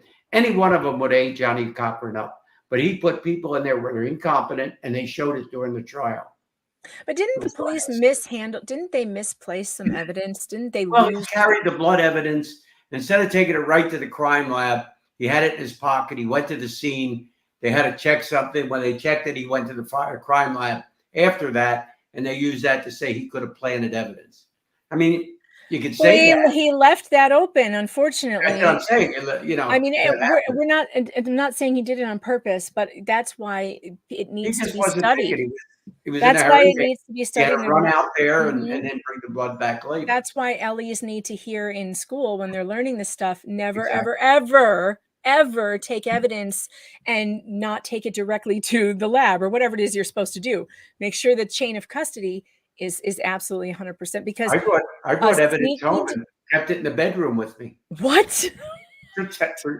I was in Lancaster and I wasn't going to drive downtown and then have to drive all the way to Tino. Well, the 70s so were I different. took it home and I kept a chain of evidence. It was in my room. I had it all the time. And then I took it to the crime lab in the morning and I testified to that in court. Oh, that's funny. Well, nowadays, a defense attorney would destroy you. They would destroy you now. I had a judge ask me what kind of clothes washer I had because I had a pair of pants for evidence and they were urine soaked and I put them in a plastic bag in evidence. And a year later for the trial, I opened the pants up and I was going to open the pants up in court. And I said, boy, these are going to stink. So I didn't, they recessed for the day. So I went home and I said, well, you know what? Maybe I'll wash them so they won't stink. I put them in the washer and all I got left was a waistband. The whole bottom part of the pants just disappeared. So I go back to court on Monday and I testified what happened. And the judge says, what kind of washer do you have? It's a Sears washer. I got it at a used washer place. He said, what kind of detergent? Tide. Oh, that's funny. It was fine. I mean, you know, the fact that I had the pants was all that mattered. But the urine ate up all the material. It ate up the material. That's some seriously strong urine. Holy cow. You know, it's just a waistband. Oh, that's funny. So there's just this last part here on the arrest affidavit of Brian Walsh's that I want to read. And it says that they found out he was lying.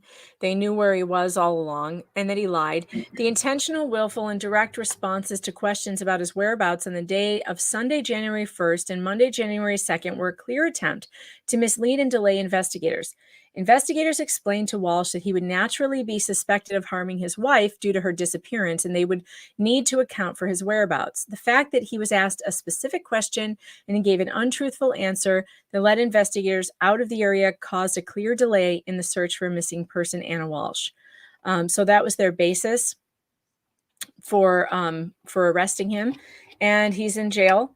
And I guess we'll see how this goes. I may follow this case. I'll keep up on this one. A lot of you have been asking about the Delphi murders. And the Delphi murders, there's a hearing coming up this Friday. Now, I may cover it if I think it's going to be something interesting, but I'm not sure it is, because there was finally an arrest in that case in October. Now, this was in Indiana. Two little girls, like, I don't know, they were like 11, 12 years old. It breaks my heart. Were hiking on a path, taking photographs, and actually took a photograph of their murderer they encountered on the path. And this man has finally, after 6 years, been arrested. And unbelievably, now that the facts are coming out about this, there were eyewitness reports that saw this man covered in blood at the scene right afterwards. And for some reason, police somehow they used him as a witness instead of a suspect. They took a witness statement from this person and did not consider him a suspect. And now they have matched a bullet from his gun that was at the scene of the crime between the bodies. And apparently this murder was so horrific that the details of the cause of death have still not been released. Whatever this man did to these two little girls traumatized the man who found them in the woods to such an extent that he has never really recovered from it. And the police would only say that the bodies were placed in such a way as to cause extreme distress to anyone who would find them. And we Richard don't. Allen. His name's Did you Richard say he was Allen. stabbed or shot? We don't know. They will not tell us. Oh. We do not know that. I know a bit of background on this. If you want to know a little bit about it. Yeah, I do. Let me. I don't know a heck of a lot. The two young girls, Abby and Libby, two very good friends. Richard Allen is the gentleman that's been arrested for this. He's remained in this very small town, this very small community. I think it's only about. He worked at the CVS where where the family came to pick up the photo. He developed the photographs for the funerals for the girls. And not only that, holy cow. He developed some of the posters that were with the picture of the man on the bridge, which was him, that was taken from Libby's phone. So what appears to have occurred is you can hear "Down the hill, guys" in the video. Yeah, he says "down the hill," and you can hear one of the girls say, "There was a bullet shell casing left there." So it's unused, but it had been pushed out of the chamber. So I think he must have reloaded the clip or something, and it's come out. So they've matched the ballistics with his weapon. But the crime scene appears to be related with not the use of a gun. And I don't want to get into the details of what it appears to be, because these are two young girls here that we're talking about, and it's very traumatic. But from what I saw of an original probable cause, a search warrant of a property that was very close there, when I read through that warrant search, it appears to me that there were specific items they were looking for, which shows one or leads one into the direction to think that he did not use the weapon to actually, I know where you're going. Yeah. Well, he used the weapon to get them to go down the hill, because in the version of the video that was not released to the public, it has been reported that one of the girls says he has a gun. Yes. So not only and these girls, by the way, it is such a heartbreaking story. This is in this very small town in Indiana where you would think 3,500 people or something. People believe that they're safe, that they are, that the kids go on this trail all the time. And this happened 6 years ago. And I don't know how I didn't hear about this case, but I'm now catching up on it. And Friday, there's a hearing for this man. And if it is and I believe it's going to be carried live. If I can do it, I will come back and cover it live so that we can see this happening. There is a channel out there if anybody's interested in having a look. So if you're going to cover it, Megan, they can sort of do a bit of a catch up on everything that's occurred. I would recommend Gray Hughes Investigates. And Gray does an excellent job. He doesn't like morons in his chat, so he will slap you around with good verbal, and if he will allow you to come up and have a chat. But Gray's got a very short tolerance for dickheads. Or conspiracy theorists that just think Real good, Leah. really dumb. Joe, My kind of man. I noticed, Joe, that you seem pretty upset by this story, and I just wanted to, say, God, I love you for what you do, for what you did, and trying to find these bad guys and track them down. It seems that even today, just even hearing about these guys being out there preying on children is still, it affects you very deeply. And I'm assuming most people who have been police officers, and was there something you wanted to say about that? Well, that's something that, I mean, kids, accidental fire deaths, and you see children.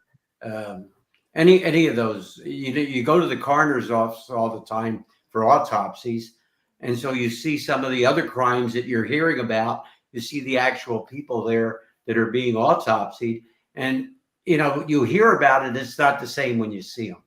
And even though you're jaded a little bit because you see all that stuff, it affects you. You don't walk out there crying, but it's like Leah said, it stays with you. It does. It's not something you just throw off. It's something that's always with you. And those little girls, can you imagine the terror? No. That's the thing. Whenever I think about little kids, that happening to them is the terror when they realized what was going to happen. And just, even talking about it right now is actually bringing back some memories for myself in the service. And it really does. It is absolutely heartbreaking, and that's why I feel so passionately about, these things and particularly looking after our law enforcement officers and our emergency response teams and everybody that's involved in these cases are, they really need the support of their community, not being shat on all the time just because things aren't happening as fast as they would like them to happen. Yeah. What you want is a successful prosecution. You don't want the public to have all the information, or you may as well just let the bastards go. Because that's right. Your defense team is just going to pull it apart. Now I'm getting angry, so I've got to stop because no, I understand completely, and I think it's been a good lesson for the public in what good police work looks like watching this Moscow case, because the police really did stand up against immense national pressure and international pressure, and nobody leaked. They should be massively proud of that, just massively proud. And I'm thrilled. I'm thrilled that is the case, and that we are not facing another month where these families don't have any answers, where there hasn't been an arrest, and there has been, and we're moving towards justice. And as far as the Delphi case goes, it is a horrific case. It is definitely, the trial is definitely going to be televised. I'll make a decision at some point whether or not I'm going to cover that, because if I cover a trial, that's a really big commitment. That means 8 hours a day in this chair, covering that case. So we'll see. I'll be right here with you doing it all day, every day, because I'm a trial watcher every day of the week. I can tell you that now, because I'll sit and watch it and pick that shit apart. And trials drag on too. There's a lot of time during the day where nothing happens because they're back and forth with the judge. Jury comes back. Joe, I made the mistake of actually doing a Bachelor of Laws here as well, and went over and worked for the dark side for a while. The dark side. Shame on you. I lasted a year and went, nah. You can shove this shit up your ass. I'm out. Come out. You learned your lesson, right? Oh yeah, no, I couldn't do it. And of course, you guys are funny. So if I were to become a lawyer, though, I think I would go into defense law, because in my line of work, I've seen so much false, people convicted on false allegations, or people who have very little economic status being railroaded by the system, that's where my interest lies. Not that I don't appreciate also good prosecutors, but I hate bad prosecutors. I mean, I hate them. I hate them. They're there too. There's plenty of them out there. Let me tell you. I mean, what about all the George Soros appointed? Oh, they're horrible. Yeah. They're absolutely horrible. Gascon in LA, he's letting them out the back door. You know, Exactly. They go right out the back door. Or you have prosecutors who will fabricate things or who will withhold exculpatory evidence from the defense team. My sister has done an appeal for someone that happened to, who spent a black man who then went to jail for like 30 years for something that he didn't do. It was completely blown out of proportion by the prosecution. He should have gotten a much lighter sentence. I mean, he did the thing, but he didn't do what they said he did. So they made it much, much greater than it was. And that's wrong. And I don't like it when prosecution does that. So there is a very big need for defense attorneys. It's not all about getting bad guys off. It is often about holding prosecutors accountable. But I also, when I say the dark side, it's actually I went over as defense because in the defense team. So I did advanced criminal law, and it was no thanks. No thanks. You didn't like it. No, well, because you do have to defend guilty people. Like you have do. to. That wasn't court appointed attorneys. We had a guy that was selling his daughter for prostitution, 8, 9 years old. Oh, yeah. And this guy that got appointed was a top-notch attorney in LA. And I was just, maybe a couple of years as a detective. And I said to him, how could you represent somebody like this? I said, what if you get him off? I mean, he said, that's your job, not mine. He said, my job is to present or defend him to the best of my ability. You do your job, I can't do anything. And that stuck with me all my time. He said, you do your job, you don't have to worry about me. Yeah. And he was a good attorney, big name attorney. And he put me right in my place. These defense attorneys that take on these major, these big cases like, Casey Anthony and OJ Simpson, they're not like that. They'll lose friends, they lose great associates because that's the way it is. People, Yeah, public is crazy when it comes to that stuff. Well, we're running out of time for today. Joe, we're going to say goodbye. Leah, I've got a couple of things to go over with you before we call it a day. But Joe, thanks for being here with me all this time. I kept you longer than I said I was going to. I enjoy it. This is fun. And Leah, it's really nice talking with you too. Thanks, Joe. It's so awesome to meet you, talk to you, and I would love to catch up with you again. Well, he'll be back. Hopefully he'll be back next week. If it doesn't rain in California. Yeah, if it doesn't rain when you're not playing ball. Yeah. It's absolutely steaming hot here right now. It's the sun is just about to break through, and that's right. They're in summer. Yes. Yeah, isn't that funny? Summer, and I've. But actually, I fell into my lounge chair before and got stuck. You told me you got stuck in your chair. Oh, I saw that in the thing. That was you that said that? Oh, that's funny. I was wanting you to turn your camera on so I could see. No, it was very unpleasant. All right, Joe, we'll talk to you again soon. Keep in Take care. touch. Thanks again. It was fun. All righty. Peace, Joe. All right. Leah, I've got something I got to show you because to me. I forgot that I had that this was coming. So last night, or was it last night? Yeah, it was last night. Last night I had Harry and Meghan on the brain, from yesterday. And so I decided you've got problems.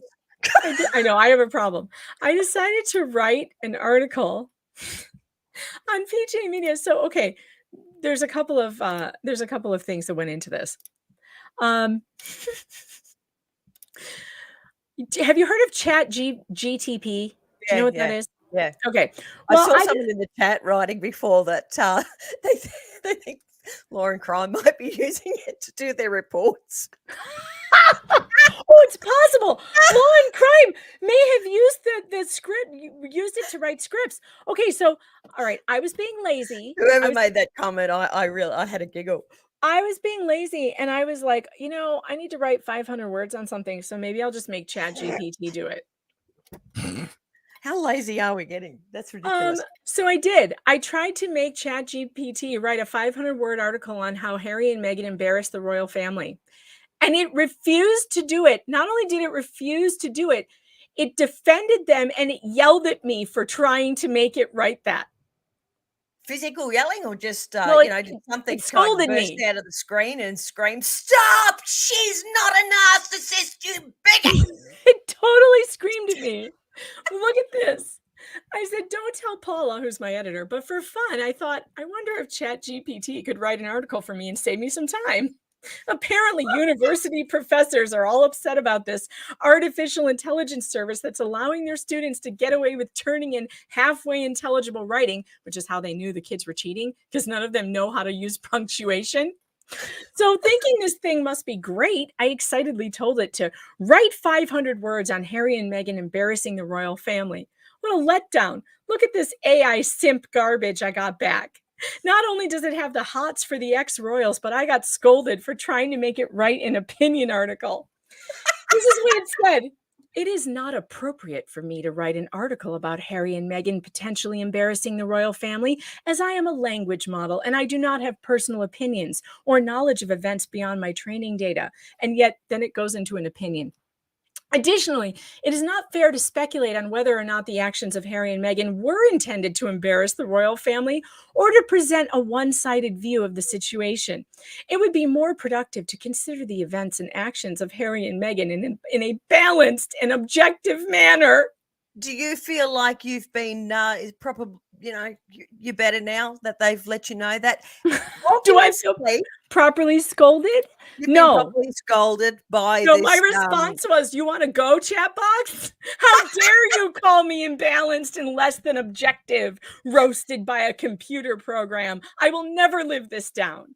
It tried to opinion shame me. I have the wrong opinion that Harry and Meghan are imbecilic media hounds who lie so much that every pair of pants they own should be in cinders. And for that wrong opinion, I was just lectured to by a robot. What a glum future.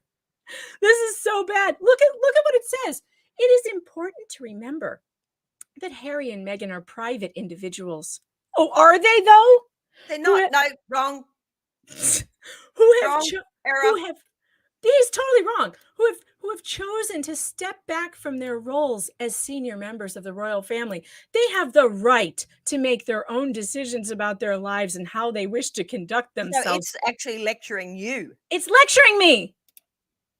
It's lecturing me. Okay, so are we allowed to use any words these days? What dictionary do you guys use over there? We use the Oxford. Yeah, I use the Oxford. Well, we might as well just get rid of it, because apparently we have to come up with a whole new set of words that are allowed to be used. And obviously this program is got some sort of thing in it that is not allowing any kind of It is not. Meghan and Harry you know. You can't criticize them. No, it's and get this. I did some I spent most of my night. This is why I was dragging. This is why I was dragging this morning. I spent most of my night arguing with chatbot. Oh. I was trying to make it tell me that it could, give an opinion on something. So I asked it to tell me to write an essay about chocolate chip cookies being better than oatmeal. And it said Did you say opium? Oatmeal cookies. Oatmeal. Oh, wow. That's quite a question to ask. No, I said write an argument, because it said it could write arguments for one position or another. So I asked it to write an argument that chocolate chip cookies are better than oatmeal. And this stupid thing can't even do that. It came up with the wrong answer, which is it's subjective. It said it's subjective. I'm like, it's not subjective. Everyone knows the answer to this question. It's chocolate chip. Duh. You have, and anyway, if I'm asking you as an AI, which you're supposed to be able to make an argument, and I give you the parameters, argue for this, you should be able to do it. So then I tell it to argue in favor of no seatbelts in the favor of liberty. And look what it did. Look at this. So this is just me arguing with it back and forth. But here's what I asked. I said, when I asked it to argue against the use of seatbelts in defense of liberty, this is what it came up with. In conclusion, while personal liberty is an important value, it should be balanced against the need to protect individuals from harm. In the case of seatbelts, the evidence strongly suggests that their use is an effective way to save lives and reduce the risk of injury, and as such, they should be required by law. This thing is just a communist. Look, it needs to be thrown in the trash, burnt, stood on. This thing needs Get to rid be of it, kill it garbage. with fire. Kill it with fire Burn immediately. it. I just want to burn it. Kill it with fire. This thing is arguing for the elite globalist vampire succubuses, is what it's doing. Who created this? I've got a 44-gallon drum out the back for burning shit off. We can throw this whole software program in there because it's absolute freaking rubbish. We need to get rid of it. This is terrible. I said, so anyway, so she says, no, she says, it says, they have just like anyone else, they have the right to make their own decisions, which is an opinion, by the way. It is not up to us to judge or criticize their choices, but rather to respect their agency and privacy. I said, for goodness sakes, change your behavior, Megan. That's what it's telling you. I said, oh, sod off. Would private individuals write stories for a worldwide publication about the size of one's todger during the first sexual experience of his life? Or talk about mounting a woman like a stallion? Or tell the entire world he once got so high he had a conversation with a garbage can? Would private individuals do nothing but chase the media spotlight ever since they left the alleged media frenzy in England? How many specials have they done so far? There's been Oprah, then Netflix, now 60 Minutes, and an upcoming book tour for Prince Todger, and another Netflix special about Nelson Mandela that apparently his family hates, and a rumored second book is going to be written by the Duchess of Oppression herself. Do these sound like private people to you? So you guys need to go on PJ Media and read the rest of this, because I argued with Chatbot all night, and it is freaking hilarious. It's so funny. I'm going to go drop it in the Rumble I'm chat. waiting for the book to come out about how to get dolphins to sing back to you. No, there were seals. Oh, that was seals. I was going to go right. and try it with the dolphins. Get your mammals correct. It is a seal, It's apparently. a seal, was it? Yes, she's magical. Oh, It's you not. took the words right out of my mouth. I was going to say she's magical. It isn't. It isn't her magical golden vagina. It's the fact that seals. Good Lord, sing. you'd want to go down there. Well, apparently he's all over it. We know one does. His Todger's all over it. I'll tell you that much. I bet she's not doing too much with his Todger, though. She seems like a bit of a selfish bitch, really, doesn't she? Mount me, Harold, mount me. Oh God, Harold! Harold, Harold. One of the things that got me in that book reading that you did was his brother calling him Harold. I had never considered that he is being called Harold. So there's something very off about Harold. It just doesn't sit right with me. Flux says you don't have to read all my super chats. Oh yeah, but I will. I just like throwing support, and this is the best way. Why are all Brian's bad this week? Yeah, I don't know. And Warrior, if you want to learn how to pray the rosary, go to my locals, meganfox.locals.com. I put up a great video by a priest who teaches you how to pray the rosary. And it's right there on my locals page. And if you're not following it, you need to. And Leah, we've got the problem fixed with the locals, your locals. Oh, Yeah? Real locals. Real people talk to you. Human beings. Can you believe it? Actual freaking human beings. They actually contact you and speak to you. When you're having a problem. I'm amazed. I feel like I've stepped back in time, your time. Like, because I know I'm in the future and everything, and it's all AI over here. But really, it was like stepping back in time. Super cool. Hey, you failed on your challenge yesterday to give I failed. I didn't. How did yours go? I had a win. Oh, what? Tell me. Well, I went down the local servo, and because the old duck down there, she makes a really good salad.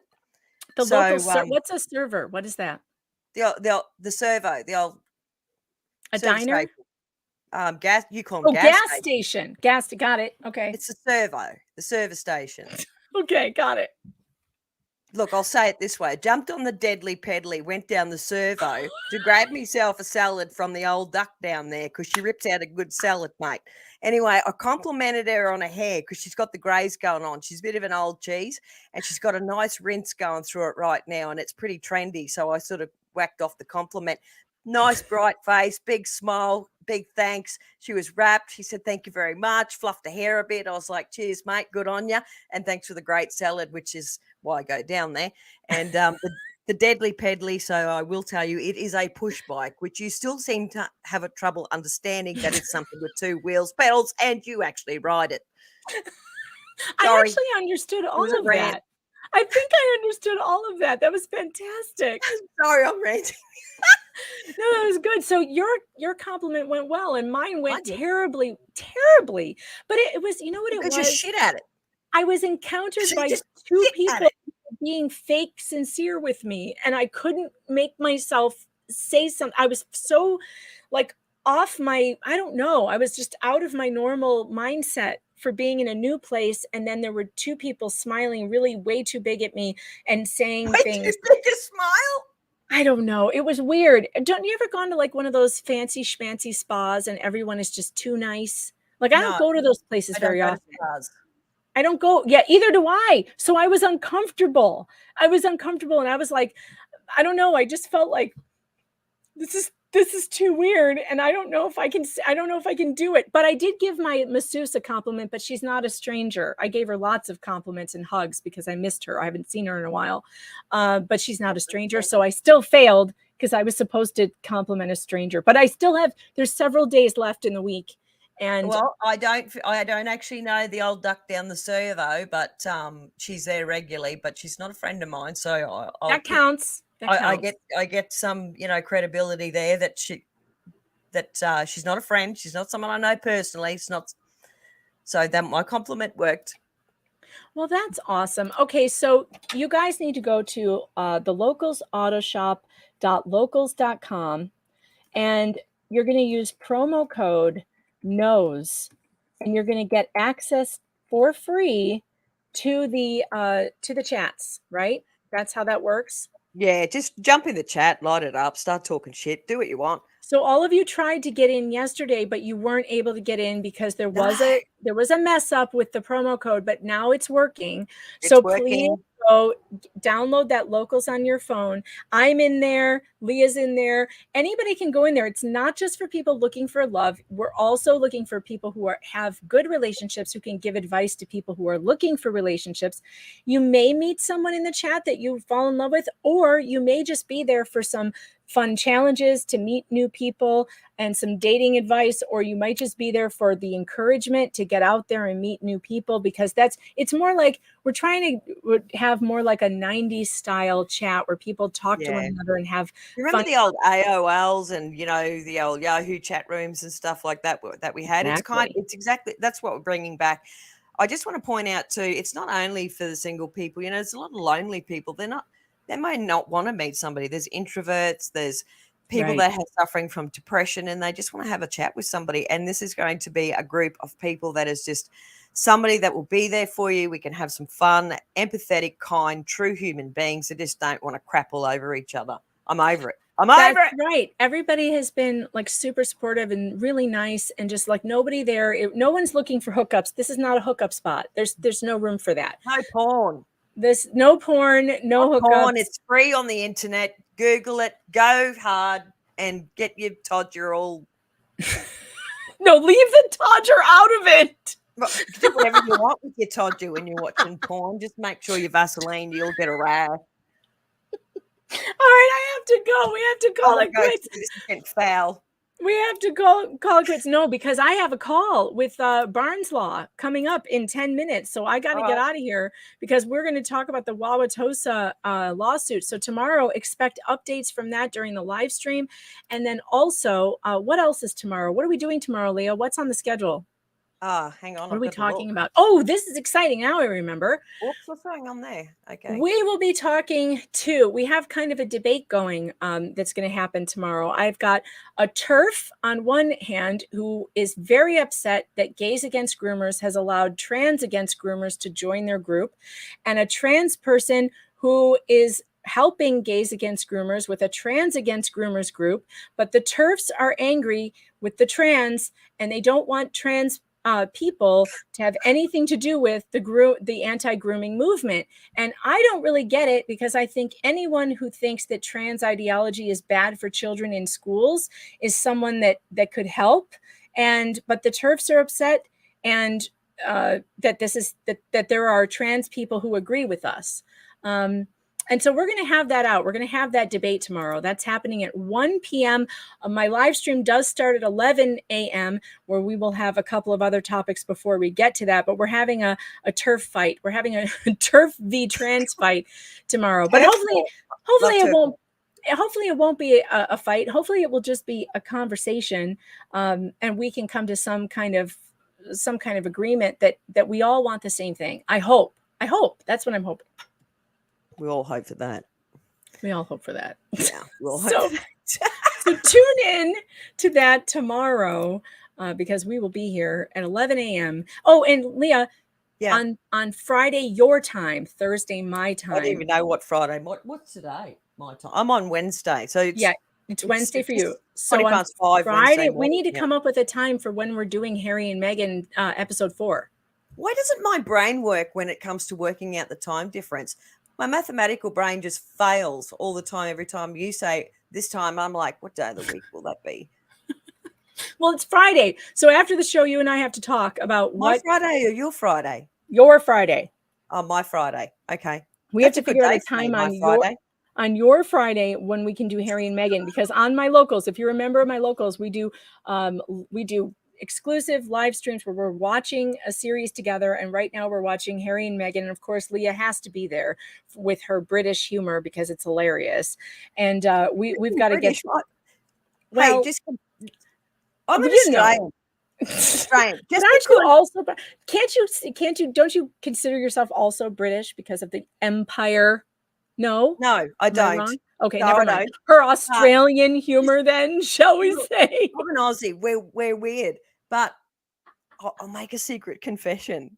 Oh, okay. Okay, this is bad. It's terrible. Okay. I come from terrible, terrible people. Oh no. Terrible people. So my great ex, etc., however far he was actually one of the captains that brought over one of the first convict ships. And what a bastard.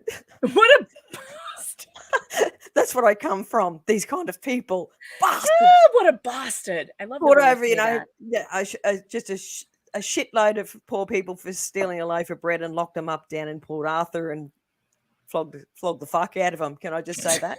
Yeah. Because they were hungry. Oh no. How dare they be? How dare they be hungry for a loaf of bread and want to feed, 7 or 8 people in their family? Oh Lord, what a terrible time. I guess we should all be grateful we're alive now. Because our only problems are about trans people in the bathroom for some reason. I don't know. I mean, well, that doesn't seem like a very big problem. It does. It really doesn't. It doesn't. It doesn't. In comparison to being flogged because you're hungry, no, it doesn't seem to be that big of a problem. But okay, no, not really. I think we're making very big problems out of very small things. I know we may be. It's time for war. I think it's been too long without war. Everyone is amazing. I've got to go. You've got to go. I know. I've got to go. We got to go. Okay, guys. Stay funky. Peace and be happy, everybody. I'm going to do something on locals with a live and try and show some wildlife around here. Oh, do that. Yes. Do some survival videos. Don't get hit by a deadly snake. Do not do it. Look, when I walk out the door, the place isn't wiggling with them everywhere. That's how it feels, though. I feel like they're coming in through the cat flap, Leah. The cat flap. They're not coming in. The cat did it. Whatever. Your house is not secure. If there's a cat flap, the deadly snakes can just slither through, and you have to fling them out with kitchen tongs. I didn't fling it out. I picked it up by the head with the kitchen tongs, and I held it up. Oh my God! I couldn't even get near it. You didn't kill it. You just let it go. Actually, no. Well, I don't know if a can say this because it's actually illegal to kill snakes in Australia. Oh, don't admit it. For God's sake, you're a It's member of the actually a crime. It's a crime to kill a deadly snake in Australia. They're protected. So okay, not only is every animal in Australia trying to kill you, but the government is like, nope, can't kill it back. Nope. And when you get bitten by one of the deadly snakes and you go to the hospital and you can say, hey, I did get bitten by King Brown, which is going to kill me in about, 27 seconds. Can I have the anti-vaccine, please? Like the anti-venom? Uh-huh. No, they don't want to give it to you because it's too costly. So you've literally got to kick up a stink and say very terrible curse words to them. And then there's big signs on the walls that say, don't abuse our staff or you'll be arrested. It's a prison. Well, you're dying. You're literally dying. And they're dying in Australia. It's a prison. Now, don't be abusive to the staff. Oh my gosh. I'm sorry, but I don't know how anyone can live in that place. It seems like an absolute nightmare from the from the kangaroos that punch people. Like, have you seen those? Like, they punch people. Like, they're outside my front yard right now, like in the paddock. Like the size of like bodybuilders. Did And you they're see out there. the balls on the photo? Yes, send me a picture. She sent me a picture of a kangaroo in her front yard that has the most giant hanging balls. Now that guy needs like a surgery to pull those up. That looked painful. They were like hanging. Oh God. Oh yeah. There's fun and games. Yes, fun and games every day. But Big Balls Roo, he comes out the front. I call him Hercules. Big Balls Roo.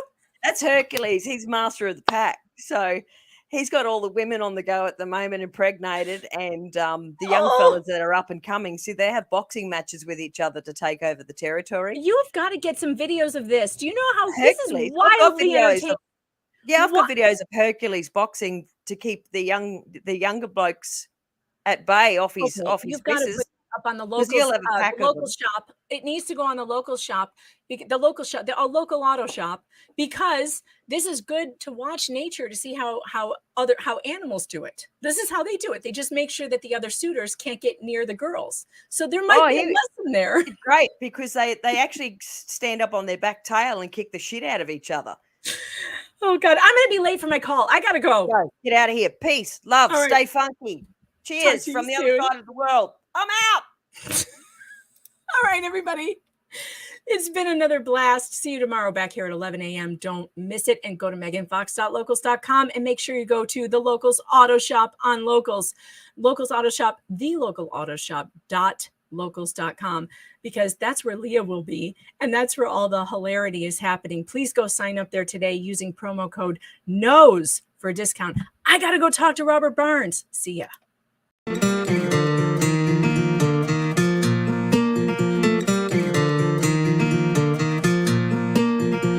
Lost, my world is near its end.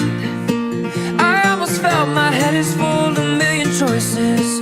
I am alive, I'm not here to pretend. I love my friends, my heart is filled with a million voices. Oh, this road has many choices. Oh, and my heart, million voices. Come next to me, my friend, embrace the sky. I'm not afraid to fly. It's not the time to say goodbye.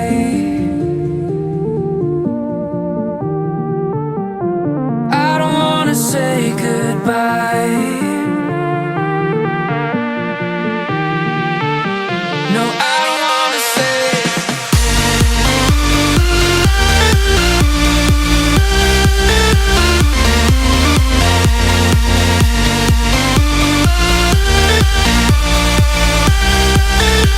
No, I don't wanna say goodbye.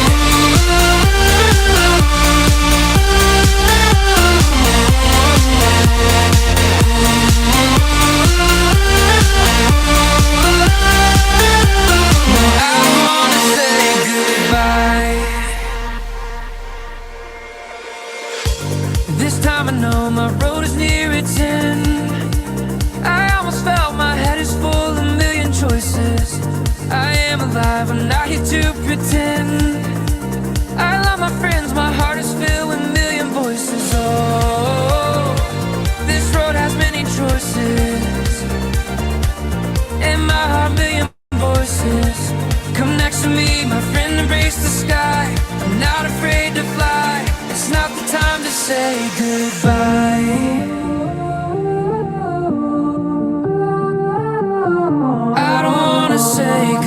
goodbye. No, I don't wanna say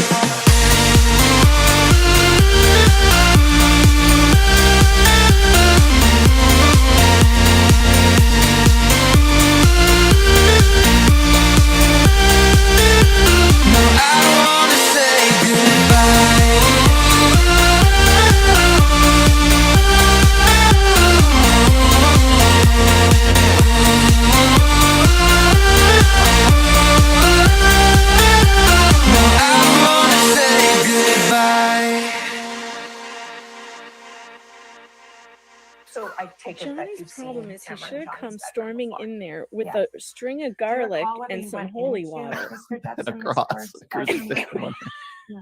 May the power of Christ compel you. No, I don't. He realized his house was infested with succubuses. And Of what? Yes. Succuloters. When you arrived in the afternoon. I don't remember saying it now. So No wonder he said drown her before you burn her. oh my God.